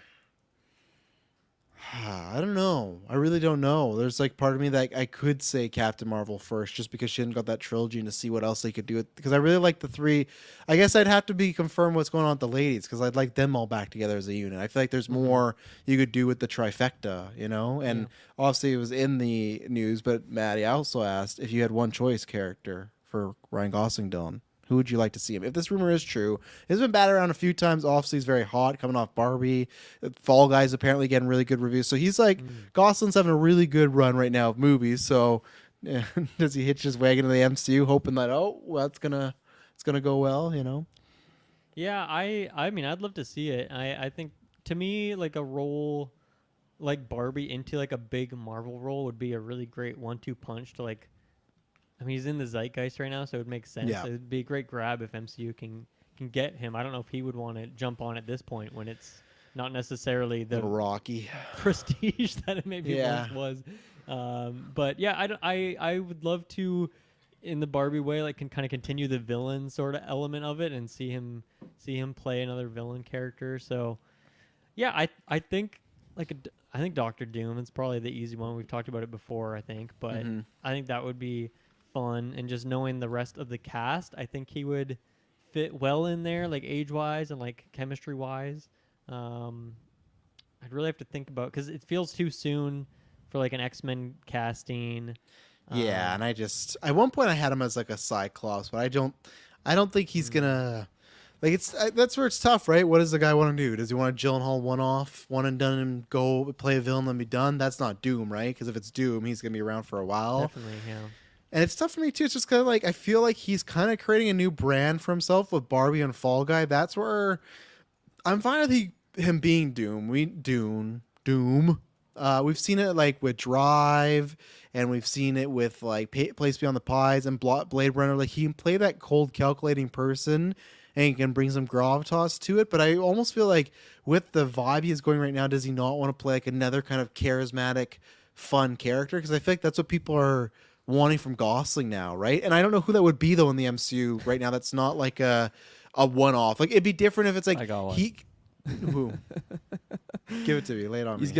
gonna be Kazar. Okay, he's gonna have Kazar. He's gonna come in Oh, before yeah. the X-Men. see He's it. gonna have long blonde hair. He's gonna be He'd do it just for sure. wearing a Jacked. loincloth, essentially. Yeah. Yeah, like Can literally no ripped. clothes. Yeah. And then oh my gosh, what's his ally's name? Zabu. Yeah, Zabu. And then we're gonna have a Oh, Zabu in fuck, there. And he's yeah. gonna be just like talking to Zabu the whole time, and just like a really, again, it's really pulling, I think, from the Kenergy that he brought from Barbie That'd to be that fun. role. But yeah, it just popped in my head, and I just What about what if he's the Kang recast? That would be interesting if he was the Kang recast. I would, as his agent, tell him not to do that, but it would be something. He could be the way we've I don't know, theorized next before. Thanos, could have Yeah. pitched it that way. That's the pitch to every He's a act, really right? good Next agent, Thanos. but you could make it Yeah. I think we've talked about how there's like the villain in Secret Wars known as the Beyonder, and some people think you could do that. We've talked about it's like a Kang variant. You could have him do that. Maybe it's just I just feel like he's like with Barbie and now Fall Guy supposedly going to do well. It's just like, is this what he wants to do? Like be the villain? Like I don't know. Like it's just I really don't know. Like if I had my druthers as far as the villains, actually, I know this is a weird pick, but I actually would love him to be Sinister, because those rumors popped up again last week that Feige is planning for Sinister to be the main bad guy. But I think if he's cast, that's not Sinister, because Sinister I don't think is coming in for a bit now. But I just think as Sinister, he could play him a bit more flamboyant, but again, not as much as Ken. So that's where there's just part of me. I just don't know if I believe this rumor, apart from, I'm not counting a Deadpool role where he's in there for a cup of coffee, right? Because like the rumors, that's pretty much, I'm not gonna say what it is, but those rumors a couple weeks ago that Henry's cast in the MCU, it sounds like he is cast, but it just sounds like it's something fun for Deadpool. That's what it sounds like. It doesn't sound like he's like, I'm Captain Britain from now on. So is it just that? Maybe, but I don't have a fan cast, because I think all the fan casts I would want, Maddie, are ones I think he would say no to, or he's too big for. Like I said, I actually think he would be a good Cyclops, but I don't think he's going to be Scott Summers right now. And even then, they might go younger. And I think he could be a good Doom, so that could work. But yeah, I'm very curious about this one. But I do think it would be a good get for them. Whatever, if he was like an actual character, Gosling hot right now. And I also think that they threw him a fucking boatload of money, because this is the hottest he's ever been. And if they're getting him for an actual, not Deadpool cameo, like a role, he's getting the truck backed up to his Ken Mansion right now. So, and he's never done a comic book movie, right? I still don't. Also, I know people also think the Ghost Rider thing, because Gosling said he would like to play Ghost Rider. That to me feels like a big waste. I know, Taylor, you want Ghost Rider, but I just feel like maybe he just wants to do the voice. I don't know. That just feels like, again, as the agent, I'd be like, you're really hot right now, no pun intended, but don't do Ghost Rider. Like, I just don't think that's the way. Take Kang before Ghost Rider, in my opinion. I'm sorry, Taylor, but No, don't be. Like, I wouldn't really want him as my Ghost Rider, to be Oh, honest. it's that. I think like a Norman. you get a Reedus, I movie think, is made though. perfect. If Ryan Gosling was cast, you're definitely getting a movie though. Yeah, that's true. A big that's tier true. star. What about you, Taylor? You got someone for Gosling, and then you can talk about the cancellations as well. I mean, you guys touched upon some great possible castings. I don't know who else would be left, like a Mephisto, a Silver Surfer. Like, those are all villains. Silver though. Surfer's not a bad one either if he just want to get a voice gig. Like, because I don't think I he'd like do the that. mocap really. What'd you say? Mhm. I like that. Oh, okay. If, I know, I just One-off villain, Sentry, Thunderbolts, replacing Stephen Yeun, or did we get a replacement for Stephen Yeun? Yeah, we did. It's Lewis Pullman, the guy who Oh, played okay. Bob in Top Gun. Yeah. There you But go. lots of people wanted that because he's blonde and has long hair. But Yeah, right. yeah, Surfer's not bad. That's a good, like, not one and done, but that's a Bradley Cooper type of gig, right? Where it's just you come in for a little while. Maybe he films a few things of like Ryan Gosling as a dude, but get him on the board. You know, he can have lots of fun with the promotion of the board. You know, he'll do some dumb shit with it, and you know. Yeah. Regarding the no longer in developments, Eternals 2, Ant-Man 4, Captain Marvel 3. I'd probably rank Ant-Man 4 as the one I'd want to get made. I think that one, and I'd probably go Eternals 2 to follow it, actually, just because of that Really? cliffhanger. My I man. really Right, want to know Captain what's Marvel. over Captain Marvel. Yeah, I really want to know what's going on in that Eternals storyline, because I feel like it's just got such a big cliffhanger with our team divided, and I feel like they could turn a sequel around. At least I wasn't hugely enthused with that first one, but I think that the second one could, now that we've got pre-established characters, could just really grow and develop and really sprout. But Captain Marvel 3, I just didn't like the story. I didn't like the villains, but I really did enjoy Miss Marvel, Captain Marvel, and then what is her The name? Kree came here hopeful. What was the other lady's Annette name? Bening? Monica Rambeau. Oh, that one, okay. So the trio was great, and I would love to see some continued adventures with those characters. But I don't feel like I need another movie on par with the Kree and Hope and all that shit right there. So Top end. Yeah, give me my other Emperor dude. Oh yeah, man. He's the best. He created his own MCU category we're gonna get next year for Golden Geeks. You don't know what's popping off with him though? You don't know what's going on with the Skrull Emperor? are you baiting Taylor? No, I'm just asking you. You don't know what's going on with him? me? After Secret Invasion, I don't need any Skrull stuff. I'm changing my answer. I'm putting Captain Marvel at number 1. Just actually I said that was my answer already. That's another reason. Just so we can get more of the Emperor going, you know? There you go. Mr. Patzer. Were you hopeful? On the projects to no longer be, I think Captain Marvel is. If you want to give us You your ask me thoughts. something different? No, On what? What are Not you talking yet. about? not yet. Nick, keep going. You're good. You're messing with me right now. I don't know what's going on right now. The ones that I would want to keep in the order to be, I would say Captain Marvel, then Ant-Man, then Eternals. And then just talking about Eternals, I guess. I'm not too bummed that, that we're not getting any more of that. I feel like I didn't love the way that they were all set up in that first movie, and for that reason, I just didn't really have like a strong foundation for this team moving forward. Even though we said goodbye to one member from my memory. My memory's correct, right? Is it just Icarus that perishes?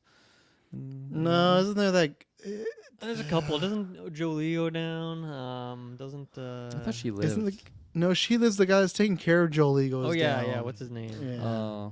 That I guy, don't know. Iconic character. A little bit forgettable, and Yeah. I don't know. Like I think when that movie came out, I wasn't really ready for the scale of the things that movie was introducing, Yeah. and I'm glad we're not rushing to. Yeah, just thinking of the fucking statue in the middle of the earth now. that's just there. Fuck, That's there just right hanging now. out.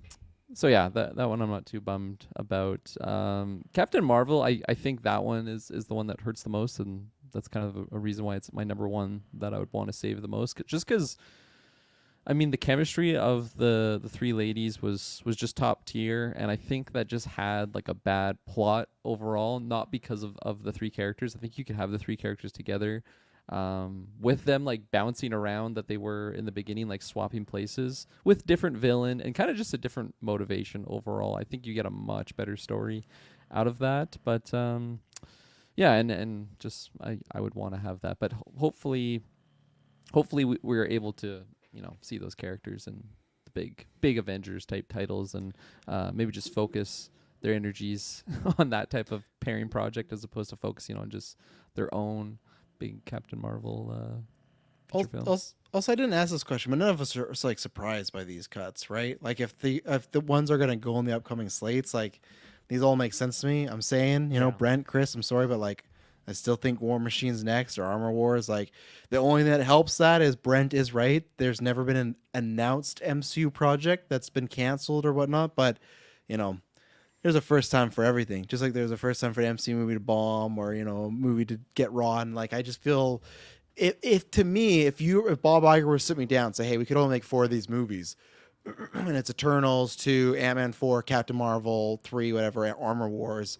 I think Armor Wars for me might be the bottom every time. Maybe a little bit over Eternals because you can say Rhodey, but I also just think after Secret Invasion, all-time low for that character. And with Rhodey, though, at least I could see they could do some chicanery, not Kang, of, there's a Downey AI thing or Ironheart, or you can load it with other characters, Captain America maybe. So maybe, but I just don't. If you're canceling these ones, I don't see how Armor Wars still goes through. I just think that's a mistake. Rockwell, you don't think? I love Sam, but I don't think that's going to be guaranteed hit. That might guarantee me liking it because I watched Argyle last week and we didn't do what we've been watching. Taylor, we'll say it for next time because I want to get your thoughts on Last Wish, their Irish Wish there. But yeah, like I don't think Sam Rockwell guarantees that as a hit movie. You think that, Taylor? No, I mean it would take a little bit more. I mean, you could honestly just toss him into one of the other projects, to be honest. Yeah. And just shoehorn in a narrative that fits. Just reshoot Ironheart and put him in there. There you go. Done. So you'll see. I just don't. I think Armor Wars is a bad idea. I really do. Again, not for me. I'll go watch it. But if they're trying to make money and they're canceling these, like you're gonna tell me this Don Cheadle led sidekick movie is gonna Scroll Don Cheadle as well. Scroll Don. Scroll Cheadle. Yeah, Scroll Cheadle. All right, let's take our last. Maybe I'll do a what's watching at the end here because I want your thoughts and it's current this week. So and everybody else will talk about what they've been watching. But let's take our last ad break. A multitude of different topics coming up. Bond. Why did I almost say Fast and the Furious? We'll just be right back. Oh, yeah. Rebel Moon. Yeah, we'll be right back. And we're back. So yeah, we'll start off. We didn't have this as this because it's come up before, but the Sun reported that Eric Taylor Johnson said, hey, or no, he didn't say this, that he's a report for the role and he's supposed to sign. He's like, I'm signing this week. That he's supposed to sign, and BBC talked to the Ion Productions and like, no, that's untrue. So it keeps coming up. Maddie just said, thoughts on Aaron Taylor Johnson's Bond. I know he was rumored in the past, but how would you feel about this, him being officially cast? If he does end up being the choice, would it be what kind of tone of films would you go with? He showed he can produce fun action tone, Bullet Train. and when you do separate, more serious tone than Craig or Greg. That's my thing of like, why? I don't believe it because I just don't think we're getting these rumors this early. I don't know early, but I just don't think we're getting them now. I've said before that Bond always picks an actor that's not really established. He's not like he's established, but he's not like a main like big star, but he's still established. And as I've said before, I know Taylor loves him, but his best roles are like Savages or Kick-Ass or Bullet Train, or even in Fall Guy, he's playing the villain again where he's some coked up guy with like bleached blonde long hair. Like Aaron Taylor Johnson's a fucking character actor. And I don't think Bond is a character, but I don't think he's the type of character that Johnson is right for, in my opinion. I think he needs to stick with this, like how Radcliffe and what's the other guy? Wood, they started doing all this crazy stuff after Potter and Lord of the Rings. Like Johnson's like, look at him in Bullet Train. That's where Johnson needs to be in those type of roles. So I think Bond, I think what would happen if he gets cast, it'd be like a mixed reaction. The movie would come out to a thud. He'd get a lot of, though this isn't Craig, and then you might move on pretty quick. I could be wrong, and maybe he would just surprise me, but I just don't enjoy him when he's playing like the lead action guy. And we'll see about Craven, but to me, that's not looking good either. When he's just like the big tough guy, it's like that's not him. Like that's what I think they want him to be. Lots of producers and agents, but like he's not. He's a better supporting side villain type of guy. So I don't think it's true, and I don't want it to happen. Still, I'm pretty firm on that. So I think this will happen. I think it's like a 51-49 barometer reading for me right now, just because it came from his words himself, like Taylor said. Nope, right. That's not true. That was a misquote of my his emails part. were leaked. No, I don't know. Just to make it fun, I'm gonna go in the yes, he is gonna be Bond camp, and for my wants, I don't think that is what I want, but I also don't really know what I want, because I like coming into it. Craig was. I didn't really know of him at the time. I think I knew him from Tomb Raider, and that was about it when he got casted as Bond. So it took movies for me to really fall in love with him as Bond. I didn't even love Casino Royale the first time I had seen it. So, you know, I feel like that franchise can definitely elevate certain people, and hopefully, if he is the one that gets casted, I hope it's the same route. You know, like I wouldn't want to just wish for his downfall or for his movies to be bad, especially for I'm not wishing that, to be clear. That I really like. I'm not saying, I don't want him to tank. I'm just saying I don't know if the general audience would get on board with him as Bond. That's what I'm saying. Yeah, and then for Maddie's question there, and just like the overall feel of what it would be, I think it's smart to make it feel a lot more of a different tone than kind of what Craig's films were, because, you know, there's some laughs in Craig's films, but for the most part they seem pretty serious. I feel like it's a lot more serious than even previous iterations of the Bond movies. So yeah, I think it's smart to keep it separate, especially just coming off of how serious the final Craig movie was in the Bond franchise. Obviously, that's like the peak seriousness you can get with that character. Yeah, I don't know. I'd picture maybe more. I want to say joyous, but like I feel like that's the wrong word. Just a little bit more of a upbeat version of an introduction of a character like that, especially like I would imagine be his early stages of his career, like how it usually goes in the origins of Bond. I don't know. I haven't seen all the all the Bond movies, so I shouldn't say that they're all like that, but at least the ones that I've seen. So, I love Aaron Taylor Johnson. This actor has just risen up ever since I saw him in Kick-Ass. This man, he's just been so Kick-Ass, one would say. Kick-Ass, yeah. I always used to find him like very inspirational, motivational back when I watched him in Kick-Ass. And so for him to actually fit the role of James Bond, I feel like that's definitely just gonna. I mean, I love James Bond. I loved seeing Skyfall. That was probably the first one that I really latched onto. I seen. I just love that you didn't say I loved Skyfall. I loved seeing Skyfall. Just continue. Just Skyfall. Yeah. But yeah, like I have not seen all the original ones, all the old school ones. That's definitely eventually going to happen at some point. But I've only seen the Daniel Craig ones, and I did a watch through actually. I think in anticipation for his last one, just so I could kind of be caught up on the story. And I think you're right. There is a little bit of humor sprinkled in there, but a lot of really good, serious action sequences and whatnot. And seeing Bullet Train, that's what really made me see him like super well dressed, and I could see him kind of playing that kind of a character. But then he was really comedic, I felt like, although at least maybe it was just the comedic setting with the comedic situations that were kind of I'm gonna get greedy now. He wasn't really. I gotta rewatch that movie. It's so good, man. He wasn't really the one cracking the jokes or trying to be humorous. It was just the situation. So that being said, just he does a good job of being that rugged character where you see him in like Tenet, for example, where he's that rugged soldier, and then I feel like Kraven the Hunter, he's going to be that rugged character again. And that's usually how I kind of see him, as just being rugged and like super jacked and everything like that. But just to see him as a Bond character, I'm totally for it. Not a Bond character, the Bond. The Bond. Big distinction there. Yeah, I'd be completely fine if he was like the villain. That's the role. I think him as a Bond villain, that is where I'm like, okay, that's where the juice is right there. He could be much more successful as that, but the Bond, that's tough. The Bond, yeah. Don't they juice here for Edward Johnson Bond, or is it kind of like any actor that gets cast as Bond? It's kind of like a wait and see till you hear some buzz about it. Or is it like one actor? It's like if Paul Rudd is Bond, you're there day one. No, I don't. Nope. No thoughts on this one. Even if Paul Rudd was cast as Bond, you wouldn't even, out of curiosity. I'd see that. Yeah. Jack Black, though. I'd see that. In that way, well, we're just Jack thinking Black Austin is Bond, Powers. Paul Rudd is the villain. That's my ideal Bond. I'd flip him. I'd want Jack Black as the villain. I think he could because think about I think Doctor that's why the Evil movie and would be stuff. intriguing, because it would surprise fair. you with the archetypes. Yeah. Yeah. No matter what, then let's just get Paul Rudd as the villain. Let's make him super serious. See what happens. We need a Bond that has like a nice big beer belly like Jack Black has. Like that's the kind of thing we need to shake up the formula that we. All these guys are always so jacked and cool and suave. We need Jack Black in here, okay? Yeah. That's what we need.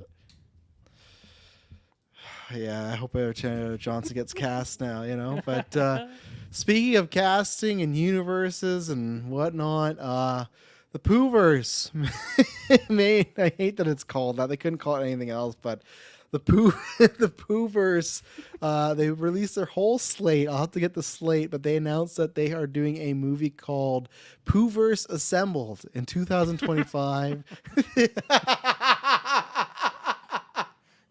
This is going to be their Avengers. They posted this like 12 days early. April 1st is not for a couple weeks here. It's gonna be their Avengers. I'll have to get the whole list of characters, but the next one we have is Pooh Blood Honey 2. I can't remember what it's called, but this one's going to feature. What are the? I think characters? I saw Bambi was in there, right? Bambi's getting her own movie. It's going Pooh 2, Bambi, Peter Pan, and then there's Pinocchio Unstrung, right? That's what it's called. That's a sweet name. Holy fuck, I love that.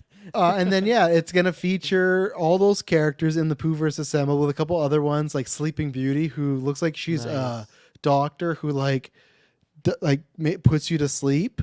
And then there is, and this is the person, because someone asked the question, that is the Mad Hatter in this universe. Oh, wow. So what I want to say is, because I think it was Mr. S. Buzz. Let me just pull up and confirm. He had asked, who would you choose to be the villain or antagonist of the PoohVerse movie? And that's the thing where it's like, either are we picking a human like a Christopher Robin or something, then like, okay, that's just easy. But if it's another monster, when I saw that look of Mad Hatter, I was like, yeah, make him the overall big bad guy. You could have some fun there. I hope they get a fun enough actor, but I really don't know. Like, kudos to them, credit to them. I guess they're on the gimmick and they're going strong with it.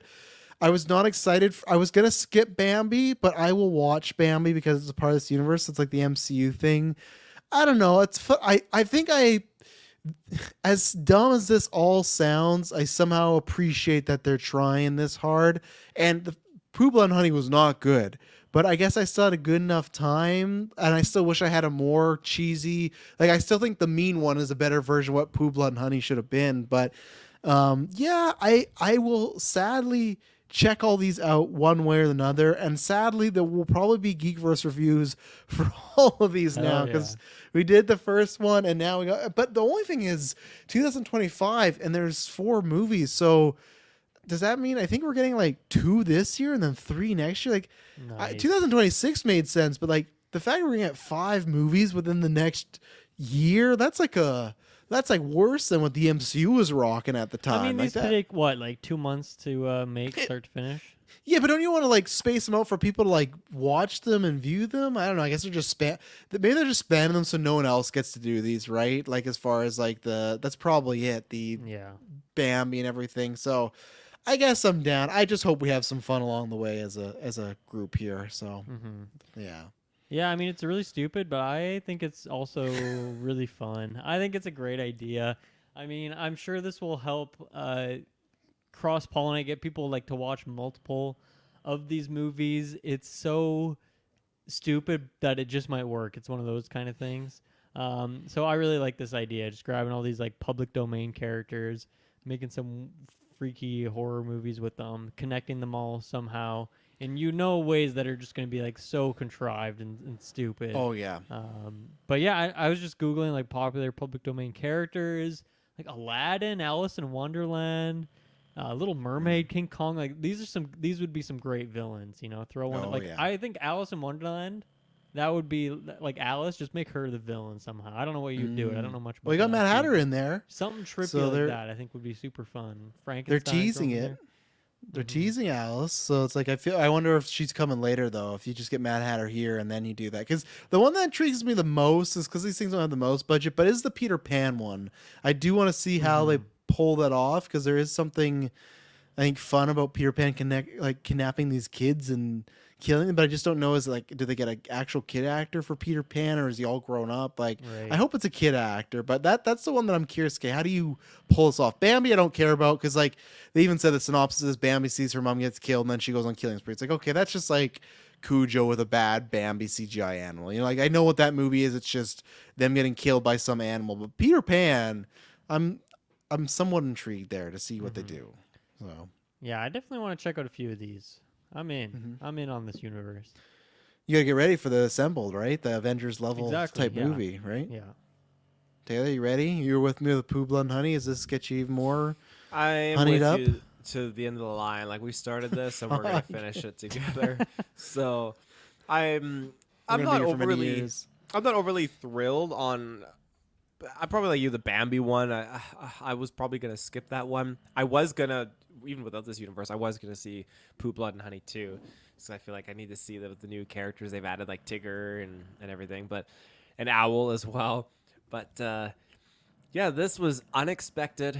Really was no way to prepare someone for seeing this combined universe, and it really makes me wonder, what that assembled movie is going to entail. But I'm excited. It's just a funny thing to talk about because, like, for example, I was at family dinner a couple Sundays ago, and they put on Winnie the Pooh on the TV, and we're just Blood and watching Honey, the cartoon because Satine's watching it, and I can't remember who asked me. Someone asked me like, "Oh, have you seen this Winnie the Pooh movie before?" I know I only saw the Blood and Honey one, and it's just people like, "What? What are you talking about?" Like, "Oh yeah, just Google it." He gets pissed off and he's killing people. Like, what? People just have this. Why are you bringing this up at a kid's birthday, Taylor? People just have this funny disconnect, and it's probably just as the GA thing where most people like they think Winnie the Pooh, they think Peter Pan, they think these certain specific pre-existing imagery of these characters, and they can't think even legally. They don't even really know about copyright. Free whatever database, whatever you want to call it. And so when that stuff goes on public domain, that database, GA doesn't understand that. And so when something like this is made, it's like an absolute what the fuck kind of a moment. And so it's funny to talk about it with people that are outside of this bubble. So yeah. Kirkland, you jump in the bubble? I feel like you're avoiding this bubble. I'm avoiding this one. You barely got me into mean one, and then I feel like I was somewhat intrigued by the trailer of Pooh and Honey, like somewhat, very slightly so, and then I heard it was just awful, and I'm just expecting all of these to be there, and maybe I shouldn't have that expectations, because then someone might argue like, well, you got to see it to really judge it yourself, and I don't even want to take that ride, so I will listen to your guys' review, but I'm not jumping into this universe. I got a It's PoohVerse. hypothetical for you guys. The whoever the Feige is of this universe, okay, Yeah. he sees Adrenochrome, and he's like, guys, I want GeekVerse Studios to do one of these movies. Which Yeah. one? Which IP would you pick? I'm with you on the Alice in Wonderland because I've said this many times, so it's not a secret. One day we are going to remake A Christmas Carol. I don't care. I've had this pitch in my mind for a horror Christmas Carol for the past like 5 years, and every year I want to do it, but I'm like, I gotta wait. So it depends. Also, I'd have to see the budget though, because if I can't pull off like some of those effects and looks, then you don't want to do Let's Alice say in you Wonderland. get 1.6 million.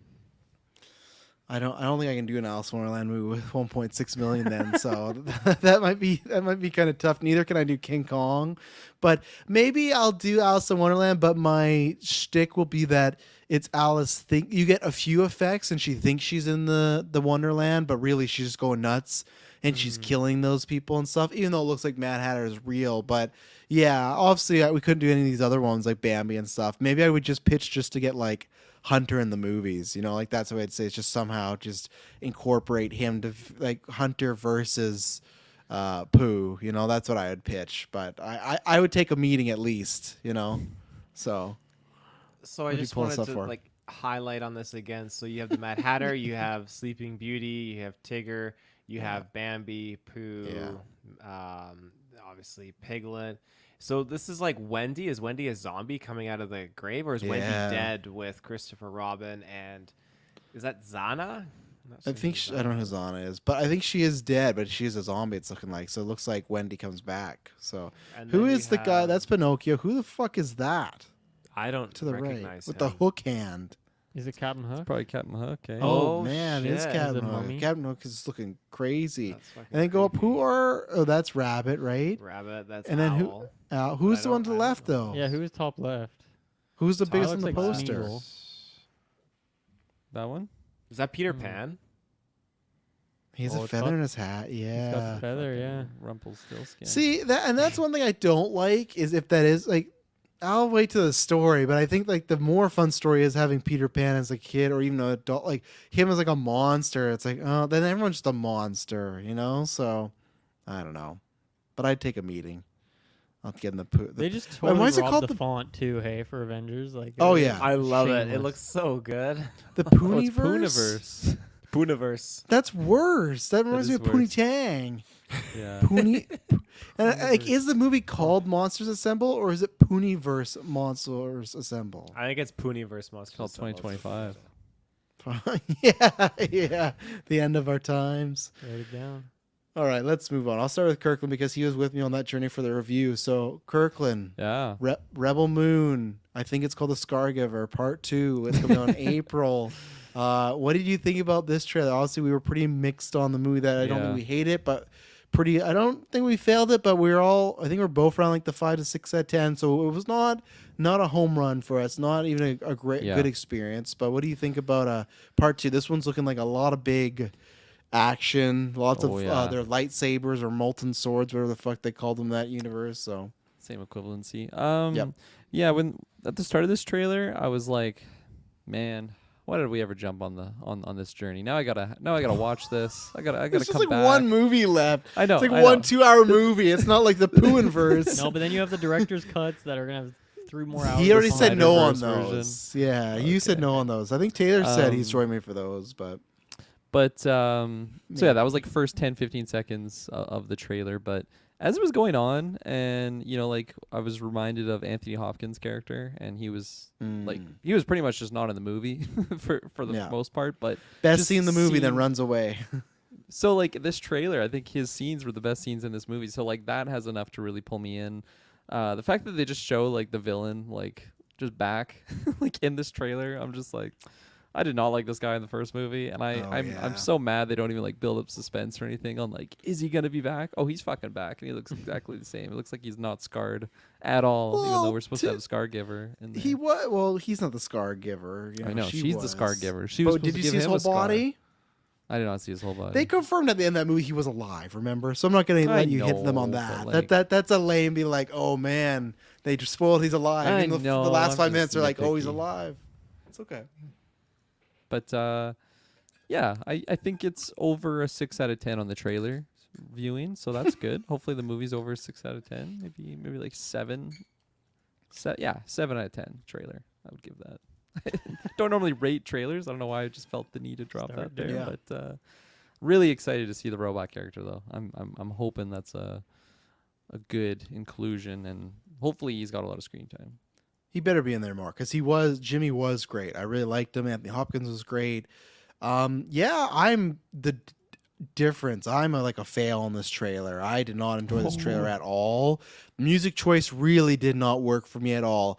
The problem is, and where it's tough, I feel like it does fit a lot of Zack Snyder's vibes, but with this world, I just don't think that rock and roll music fit this particular. I feel like even if it's just action, I need more of a score going on, just something more like, yeah, I want to get ready. Where this is just like, it's like a music video. So of course, I'll still be there. I'm hoping that part 2 is better. I do want to see the director's cuts because I hope they will be better. If not, then I'm just gonna okay. Now I really got sold a false bill of goods here. But yeah, this just didn't. This looked like the last hour of the movie is gonna be nothing but action, and Snyder is good at that. So that at least that's a positive, but I just feel like in a trailer that doesn't get me excited, even though I know in a movie Zach can make some great panels and so great. That's some of the best stuff in the DC that he did, right? Was the visuals. So I know he can do that. It's just, am I going to care by the time we get there? And maybe I could with this rumored 3-hour cut for both these movies, but these movies being 2 hours and kind of missing some stuff, it's like, well, I don't know. So yeah, this trailer actually did not get me excited. It kind of made me think even more like, meh. So I'll jump in on that. I'm feeling the same way, and it's a weird route I've gone. I still haven't seen the first movie, but I thought the first trailer or two were great for it, and I was really interested. And then the last trailer or two really just killed my hype. Then I didn't end up seeing the movie, and then I heard it was kind of mid, and just kind of skipped it altogether. And yeah, I felt this trailer was just pretty bland, pretty generic. Didn't really have. It had a style, but it was just a style that was not very intriguing, I guess is the best way to put it. It reminded me a lot of what was the movie we did a retro of? What was it called again? Sucker Punch, right? Sucker Punch, yeah. And me and Kirkland definitely said there was some Sucker Punch vibes. Never, I don't think it ever got to that route, but there's definitely a little bit of that there. Definitely gave me some of that energy, which, it's a good and bad thing, but in this case, it's particularly a bad thing. I'm very much out on this 2-parter now. I don't know if there was much hope, honestly, of a trailer turning me around, wanting me to go watch the first one again, then catch up on this, but I'm definitely out for good at this point, I think.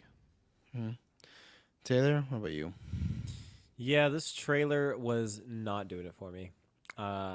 It honestly it made me check out. I wasn't really engaged with what was going on.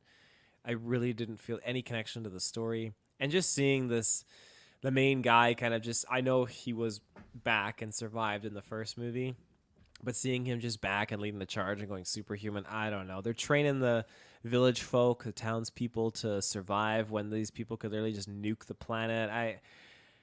I don't know. I'm not engaged with this narrative really at all. I'm going to watch it, and I hope that it turns my mind around, but I'm going to alienate myself here. But I'm glad that we didn't get the Star Wars Zack Snyder movie if this is the part 2. I'm glad that he took his idea and has just created his own thing and didn't.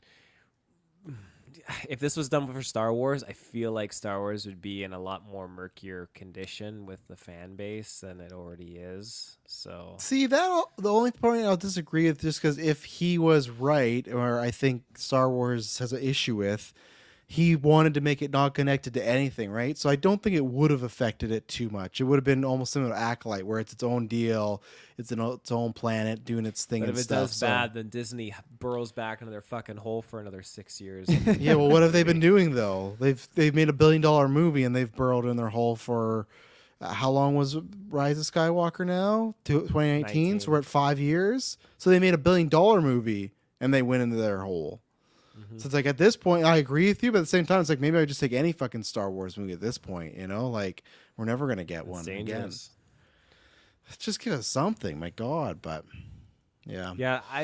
As far as this goes, though, I think that the amount of action that they really had definitely didn't really give me enough storyline, and all in all, it just felt like it was another movie in the Riddick verse. Oh, the Riddick verse. There you go. What's wrong with Taylor, Riddick start us verse off. there, Taylor. I thought you were a What's fan that? of those movies. What's I the l- deal with Riddick verse? That's Hey, true. It did thought you sound like a liked that. slight, actually. Are those made yeah. by Snyder? No. Okay. No. I would easily put like the Chronicles of Riddick though above this for sure. Okay, I agree with that. That Just sounded like a slight. It did sound like a slight. Vin Diesel's somewhere listening, like GeekVerse podcast. Not liking my stuff. Furiosa, Taylor, we just did, Thunderdome a couple days ago. We're about to do Fury Road, so all those retros will be done, especially for the Patreon soon. What are you feeling about Furiosa right now? Trailer 2, that movie's coming out. Was it May? So we're pretty close, a couple months away. So what do you think? We get a bit more of the backstory here of Furiosa, just the plot in general, even some of the stuff the villain's doing. So hyped, not hyped, the same, indifferent, pissed. Chills. Damn it, you took it from me. I was gonna when I was watching this trailer, like, because that's the reason I uploaded the clip. Because when I watched this trailer, I legitimately got goosebumps. I was like, holy shit. So you go, yeah, I got the fucking chills, man. Chills. I told you it's a good clip, man. It's only 2 seconds. So I was like, okay, perfect. It is good. No, I really love this trailer. I thought Anya Taylor-Joy just knocked it out of the park. Seeing more of her character here as Furiosa, I was really digging it a lot more than that first trailer for sure, and just seeing more perspective from these villains and these characters, and a little bit more too when the trailer just had that black kind of color to it, and she like grabs the apple. I don't know. It's just if, like, black and white. Well, black and white. Yeah, I don't know if George Miller was going for like some apple of Eden kind of thing, like the moment you grab that apple and then shit just turns sideways. Her world Could like, be kicked out once of we the see Garden the of movie, Eden kind of yeah. a thing. Yeah, so he's maybe going for some kind of thing along those lines, perhaps. But yeah, I just think the trailer was fantastic. I really can't wait for this movie, and I'm probably coming off of just the hype of doing this retro has just amplified my excitement tenfold for this this film too. So I can't wait to get to the next to revisit Fury Road and then just be able to just indulge in Furiosa. So yeah, it's fantastic. Yeah, I gave some of my thoughts there, but I liked the first trailer a lot. I was ready, but it was just like, okay. Like, I had no doubts. I'm never going to doubt George Miller. I just thought, okay, I didn't get that, like, super hype from the first one, but I was pretty excited. I think I put in my top 5 for the anticipated this year just because, like, I trust George Miller. But this trailer, this was definitely echoing Fury Road, and just even looked like some new stuff was going on. I was getting more invested in the story. I already have Hemsworth pegged as, like, I feel like our best villains is going to be, like, Hemsworth versus Butler next year, because I just think even the more stuff they showed of Hemsworth here, I was like, man, this is great. It was like a little wonky CGI, but again, that happens Fury Road. I love that shot of Hemsworth is like hanging and just like thousands of bullets are like going through him. Like, oh man. But yeah, I literally midway through the trailer, goosebumps hit my arms, chills, and I was like, man, and because I was just thinking about, like, man, I have to see this on the extreme screen. I got to make sure I see this biggest, loudest place. Like, it's just getting back in that world. And there's something about this trailer versus the first trailer that just had that juice. And I cannot wait. And this just show up even more. And yeah, like I said, I'm liking all the stuff with the mother. Anya Taylor-Joy, I really have no doubt about. But everything just enhanced my excitement here. So I'm ready to get back on the road with Furiosa. So. Yeah, I also got chills in this trailer. I didn't love the first trailer by any means. I think the more I saw it, the more I liked it. But this one, I just think overall is a better trailer. It might help too that, you know, like we're just coming off of Thunderdome, so like the Mad Max, it's really in full swing right now, just in my psyche. So I'm really looking forward to this movie, and just to experience a Mad Max movie for the first time on the big screen with this high octane action.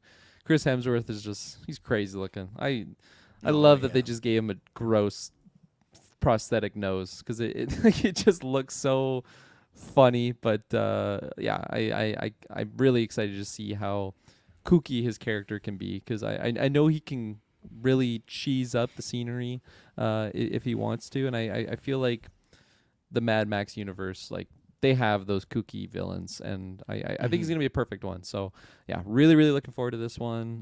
Love seeing Anya with the short hair. As I was watching this trailer, I'm like, part of me just kind of wish this movie came out like closer to Fury Road, because then we could have had Charlize like in this role. But then as it kept going on, I'm like, man, I feel like at the end of the day, I do want to see Anya kind of take up this role as well. It's a very different character overall, I guess, but also just a different character that I've seen Anya do before. And we got our Anya army over here. I'm a big fan of hers, so I'm really looking forward to just seeing her kick ass. And I want to know why I should remember her name.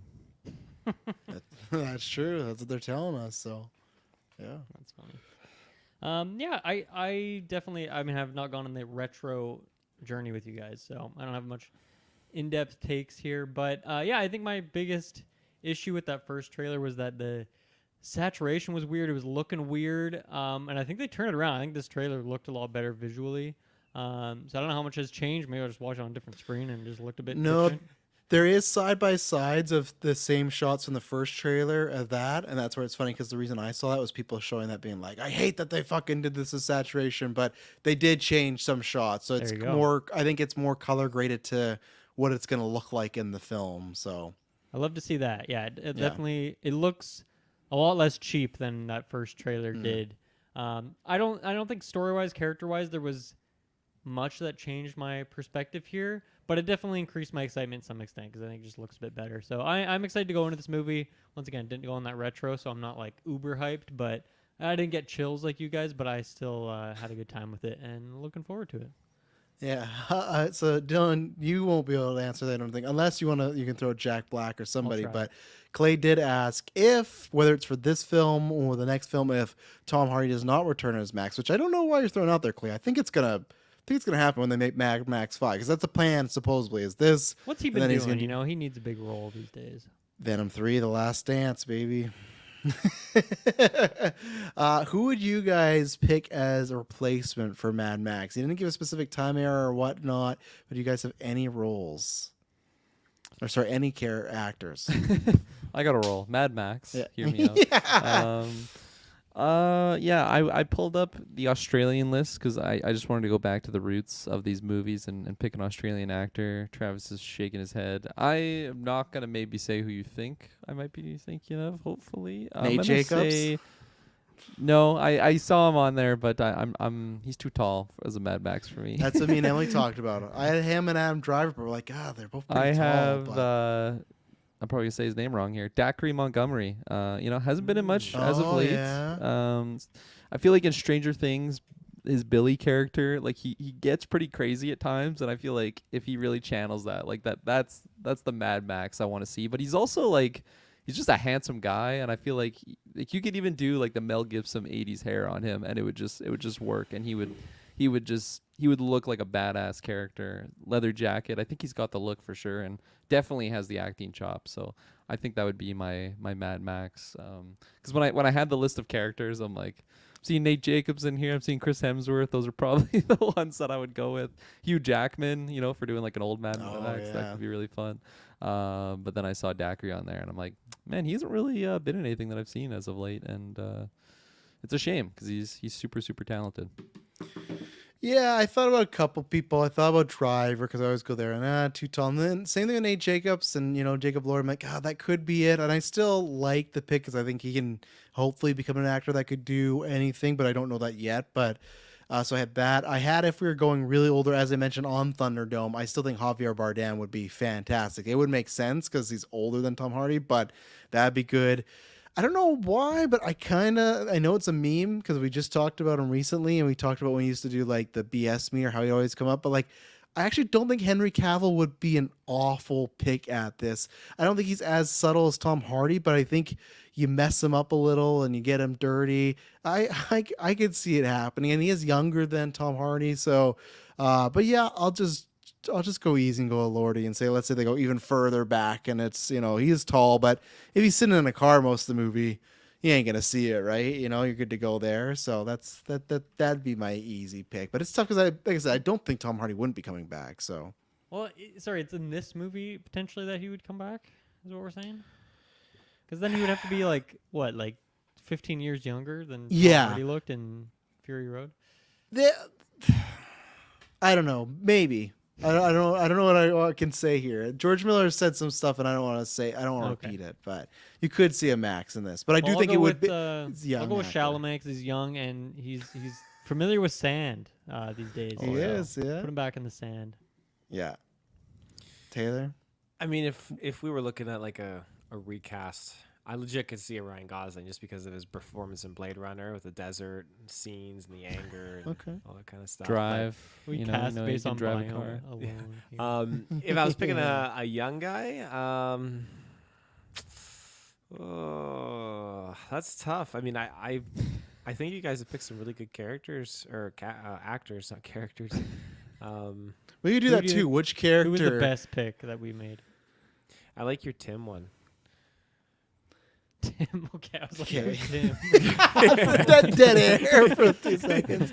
If we're picking characters, I'm picking Gimli as Mad Max. I think he'd make a great Mad Max. Get him in that car, that voice. Oh, salted something, like he'd salt, he'll figure Salted it out. gasoline.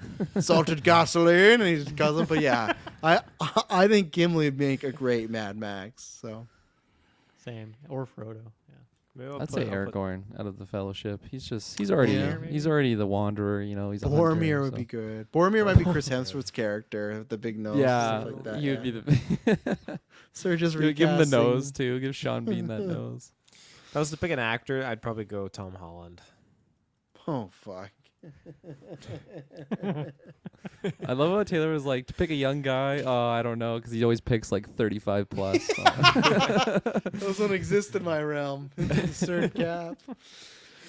Oh, and yeah, let's just do this quickly because we forgot to open up with it because of whatnot. But I just want to go around and ask what people have been watching because Mike did ask us. So I always like to oblige to some of our patrons. He did ask me and Taylor if we were going to get a GeekVerse review of Irish Wish, and you're not, but you're going to get. He asked for that. Yeah, in the Discord that you apparently never drop in anymore, but that's okay. You should do that, 1. And 2, I think he was joking, but yeah, because you and me both gave it a 1.5. So yeah, You gave it 1.5 Signs too. of Oh life. shit. I did as well too. Yeah, I really enjoyed the Lindsay Lohan Christmas movie, but that was different because that was like so bad it's good. Yeah, this one wasn't great. I think Lindsay Lohan's better acting now, so that's good. Like she's finding a step, but yeah, the plot is because who cares if you want to spoil this? She's like an editor of a book, writer and author, and she's like madly in love with him. He doesn't know. He marries one of her friends, so she sits on some fucking Irish bench and it's like, I wish I was married to Patrick Kennedy, and then everything goes, and then There's she a wakes witch up. that She's like grants the wish, right? well, I don't think she's a witch. I think she's something else. It's like she's like a saint. So like I don't think you want to call her a witch. But and then it's like she's married to this guy, but she realizes she never had much in common, and she falls in love with the guy from You season 4, the guy that Like a the one that crossover, Joe. you mean? Or No, the actor that plays the guy that Joe gets obsessed with in You season 4. Like remember it was a male You this time. Oh yeah. Make believe guy. Yeah. Well, he was a real guy, remember? And then Joe got obsessed with him. But yeah, he plays the real love interest that Lindsay Lohan falls for. And yeah, it was not good. It was not a good time. Me and Emily watched it. We had a couple laughs. So it could have been worse. Could have been worse. Yeah, there's a few moments. I think Lindsay Lohan's trying. I think the other guy, very forced chemistry. You always love What do you mean? trying. Well, I felt like when she first got back, it was a lot of Lindsay Lohan just going through the motions, just saying stuff. But this actually did feel like, oh, she's playing a character, so it gets me excited for like a Freaky Friday too. But yeah, I've watched that. I have to rewatch Ghostbusters Afterlife because I fell asleep today, but I watched it with the girls because Logan was thinking about wanting to come to see it, and we watched it. She said she wasn't scared, so she's gonna see it with us on Friday. And then yesterday we did a binge of every single thing that Wallace and Gromit is. We started from Grand Turismo? No, it's a Grand Trip or Grand Days Out. I always forget it because it's the one with the moon that's my least favorite. But yeah, so we did a solid 3.5 hours after we did our hike and stuff of Wallace and Gromit. One of my favorite IPs of all time. But yeah, and then I won't get into it here. I watched the entirety of the Quiet on the Set documentary, and Jesus Christ, That's what I'm going to do. You're gonna watch it, yeah. I was not a Nickelodeon kid. Your pauses tonight have been awful. Yes, that's what I'm going to do. I'm gonna watch it. That's about all the bad shit that went on during the Nickelodeon times. Other than a couple episodes of Drake and Josh and Zoe 101, which kind of, it didn't really count, but that guy went on to produce it. I didn't watch any of that stuff, like All That or the Amanda Bynes show and stuff. But yeah, because I'd heard about it, and all 4 episodes are out. And man, yeah, that's some bad shit. Very well done documentary, very well made, and kudos to everybody that talked about it, and especially in some of those situations, very uncomfortable. So I definitely would recommend going to check that out to hear these people's stories because they are important. But yeah, that was I binged that all last night, and it was a wild tale. So it's been a different week all over as far as what I'm watching. So I feel like if ever I binge a show like that, like usually like a heavy documentary, especially like before bed, I have fucked up dreams. It always messes with my like the last one. Oh really? Last one Shay and I watched was it's the one where it's like a couple and like the woman gets like kidnapped and nobody believes them. It's called The like, fake American. Gone Girl one? Yeah, that one. Like Fuck, Shay and I man, watched that that, was and the next crazy. morning Shay and I were both like, I had terrible dreams. That would totally fucked me up. Oh my god, yeah, highly recommend. I can't remember what it was, but if you just search Netflix fake Gone Girl, it's like Kirkin said, she gets abducted, but everyone is convinced she's doing a Gone Girl, so no one takes her seriously. And man, and just the way they catch the other one too, I'd recommend on Netflix. It's American Nightmare. That's what it's called. American Nightmare. I'd have to find another one where it's somebody that's on a dating site and they date one person a couple times and it just changes the course of their life forever, and it's fucked up. I'll try and get the name of it after. Yeah, that's but- the one me and Madison watched the other. Yeah, I can't remember what that was called, but that was crazy. That was like, man, I'm so happy I didn't have the worst I had was someone trying to run me over with a car when I was dating somebody. That's like, yes, it did happen. Like, Didn't hear that story. Well, that's an originals conversation. It was a whole thing. I didn't do anything bad. It was just a bad. Her with a current boyfriend saw me, decided to make me roadkill, and it's the fastest I've ever rode on my bike This is why in you don't my like life. cars? No, this was before, but literally, I was chased throughout Rutland until I got to a fucking alleyway where the car couldn't fit. It was close, but yeah, that documentary, that's scary. I'm so happy. Furiosa right there, man. Holy shit. Pretty much, yeah. He's got just like shaved head, the black paint on his forehead, running Yeah. away. Taylor, anything to add on Irish Wish and anything else you've been watching this week? You pretty much summed it up with Irish Wish. I think Lindsay was she's pretty good actually. I'm happy to see her acting again, and I think it was the other actors, and the writing. The writing was really just terrible, just super cheesy, hallmarky dialogue between the characters when they're throwing darts or just like being like clots falling in each other's arms. Just so much going on. That's I didn't. Madison's. It's funny because she put it on. I thought she put Damsel on, and I kind of got semi excited for that one, even though I heard it bombed. But I will. Well, first of watch all, that it didn't eventually. bomb. It's a Netflix movie, so you can't do that. But I heard it's it bombed fine. review wise. I don't know what's in it. I have to check. It's fine. It's fine. To my surprise, it was not Damsel. It was Irish Wish. So there's that. But other things I've been watching, I've been tiptoeing around the idea of getting into Yellowstone. For some reason that fits for you. I'm getting clips on my for whatever reason, because Facebook has like quick little video snippets. And I get them for like Game of Thrones and stuff like that. And then Yellowstone has been popping up in there too for some reason. I've kind of just been like watching the odd one, thinking, this is kind of piquing my interest a little bit. I'm kind of curious. Because you're like a 50-year-old man in a 20-year-old's body. That's why. Yeah, that's why. I just know, like, I don't know anyone under 45 that's watching Damsel or watching a Yellowstone. But there you go. That was Damsel. 56 for the critics. Bomb, 64. a complete so bomb. Technically a pass, even though Rotten Tomato doesn't do that. That's But green. yeah, That's rotten. it's not worth the time. I'd say there's much more stuff you could watch out there. So. I watched Mean Girls not too long ago, so there was that. What else? And yeah, I'm currently going through my Star Trek rewatch, the Chris Pine, J.J. Abrams ones. It's Star Trek 2009, Into Darkness, which I love Into Darkness, and I'll be moving on to Beyond at some point here. So that's kind of tentatively where I'm at. I did watch The Love Is Blind reunion with Madison. I didn't watch any of the season, but she did. Oh, yeah. And so I was like, "What do you want to watch?" She's like, well, "I'd really like to watch the reunion." It's like, okay, we popped it on, and it was cool to see Trevor, some, man.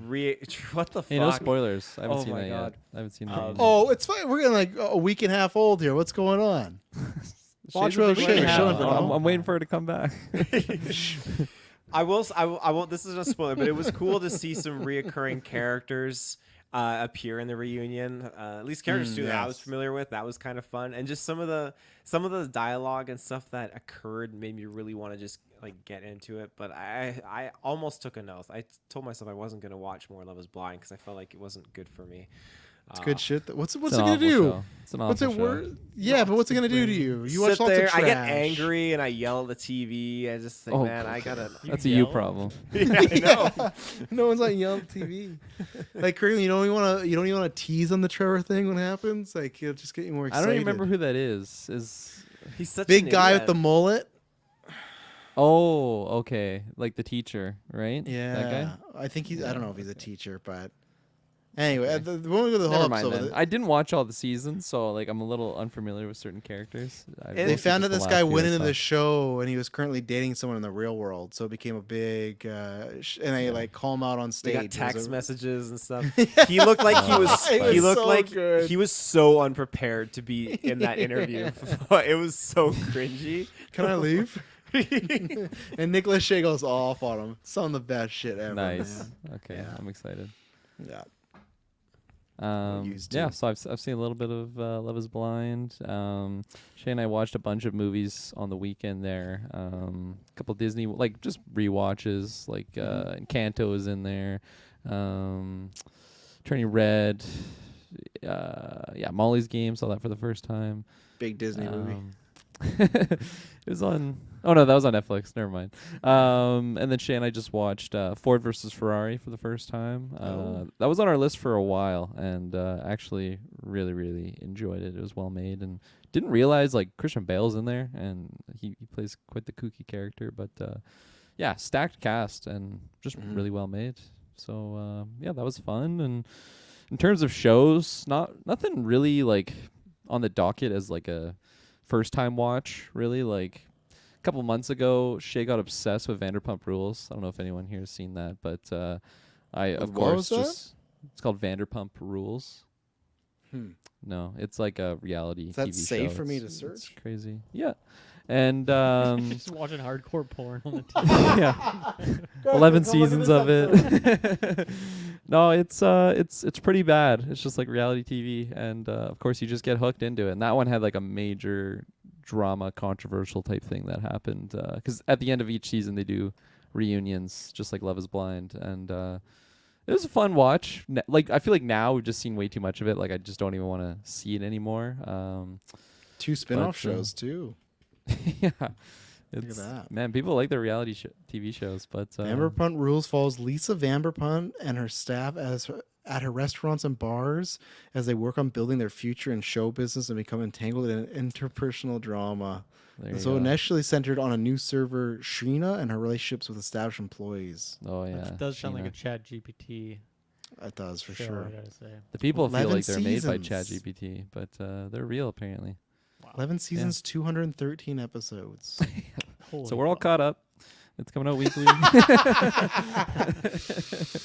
It's dark days in the Patzer household. Oh yes, that's his life.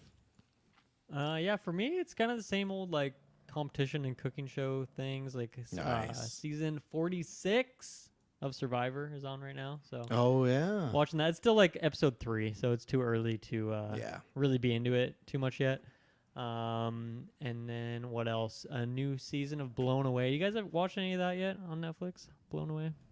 It's the glass blowing competition. show. Oh, I I'm have always, seen I'm it, always actually, yeah. hovering over it. Watched I've it a always few been times. close. Yeah, not I yet, love though. it. It's so Yeah. cool. Just that it's such a crazy art form that you kind of just forget about. But this show really, the shit they make is insane. So yeah. that's always a fun time. When So it The Ring was made. breaks too, like Oh, right before, like yes, I love that. It's so fragile. So there's always that tension when you watch them do when they like knock it at the end to break it off the fucking pipe yeah. thing. It's always intense. You know, you have some like rookie there with like his big oven mitts on. It's like he's gonna drop it every time. It's so good. So that's been fun. And then Somebody Feed Phil. Have you guys watched that cooking travel show? I guess. No, it sounds like a saw trap. Somebody Phil. No, it's like a Scandia he like game. wrote Everybody Loves Raymond. I think it's like that guy. He has like a cooking show on Netflix, but it's like 4 seasons in. But it's just a really like positive show. It's really fun. Good editing and all that. So yeah, I feel like those are the kind of shows I watch all the time. So nothing really crazy or new for me, but they're all good so far. Yeah. Yeah. Well, you know, you won't be stamped till midnight, but in 2.5 hours, you could be watching X-Men because I've just realized that's going to be dropping. Midnight soon. drops, I think so. I'm hoping. I'm going to stay up, but I don't think they've announced it's at 6 p.m. So I'm 8 a.m. hoping. tomorrow. It was in the trailer. They're doubling down. I mean, they got Star Wars Bad Batch and X-Men. It's funny to see the. Well, no one shows cares overlap. about Bad Batch. Yeah, no one's watching Halo. Bad Batch, Taylor. 24 hours later. I know you. I guess all the GUA people, but other than you and the GUA people, I don't know a single soul who's watching Bad Batch right now. They need to do some new animation Have you stuff. ever, You know? Taylor, maybe said on a review this was a bad batch of episodes? Because you review them in batches, right? Yeah. I review them in batches, Nice but pun. honestly, like each season has just got more darker and more serious and more adult. It blows my mind. It's still for kids, to be honest. Oh, wow. Nudity in there now. Yeah. Just these clones fucking each other. Give it to me, Rex. Order 66 my ass. Van Yeah, Helsing. I suppose. yeah. But in the clone trooper helmet. So it has that tone. I suppose this is 100% right. Comment. Yellowstone is made and allowed to attract dads. I agree. I just remember my work, everyone talking, but I was like, what? Like, and it does massive numbers, but it's like the new NCIS where everyone used to watch NCIS. That was like not me and my friends group or people I knew. It's just like somebody out there. This is their top My show mom right loved now. that show. Yeah, right. And It's like the same all episode those every types week. of shows, CSI, like it's all like the same show, just like a different. Yes, Sometimes Police they network. cross over though. It's like, ooh. that was like hype. the PoohVerse, but it's the NCIS. I hate that universe. Pooniverse. Get the N out of there. Get the I and the N out of there. Yeah, I remember when CSI used to do that. That was hype. When all of them, like, man, this crime goes to Los Angeles, New York, and Miami. Who would have thunk? This is crazy. Plays the intro.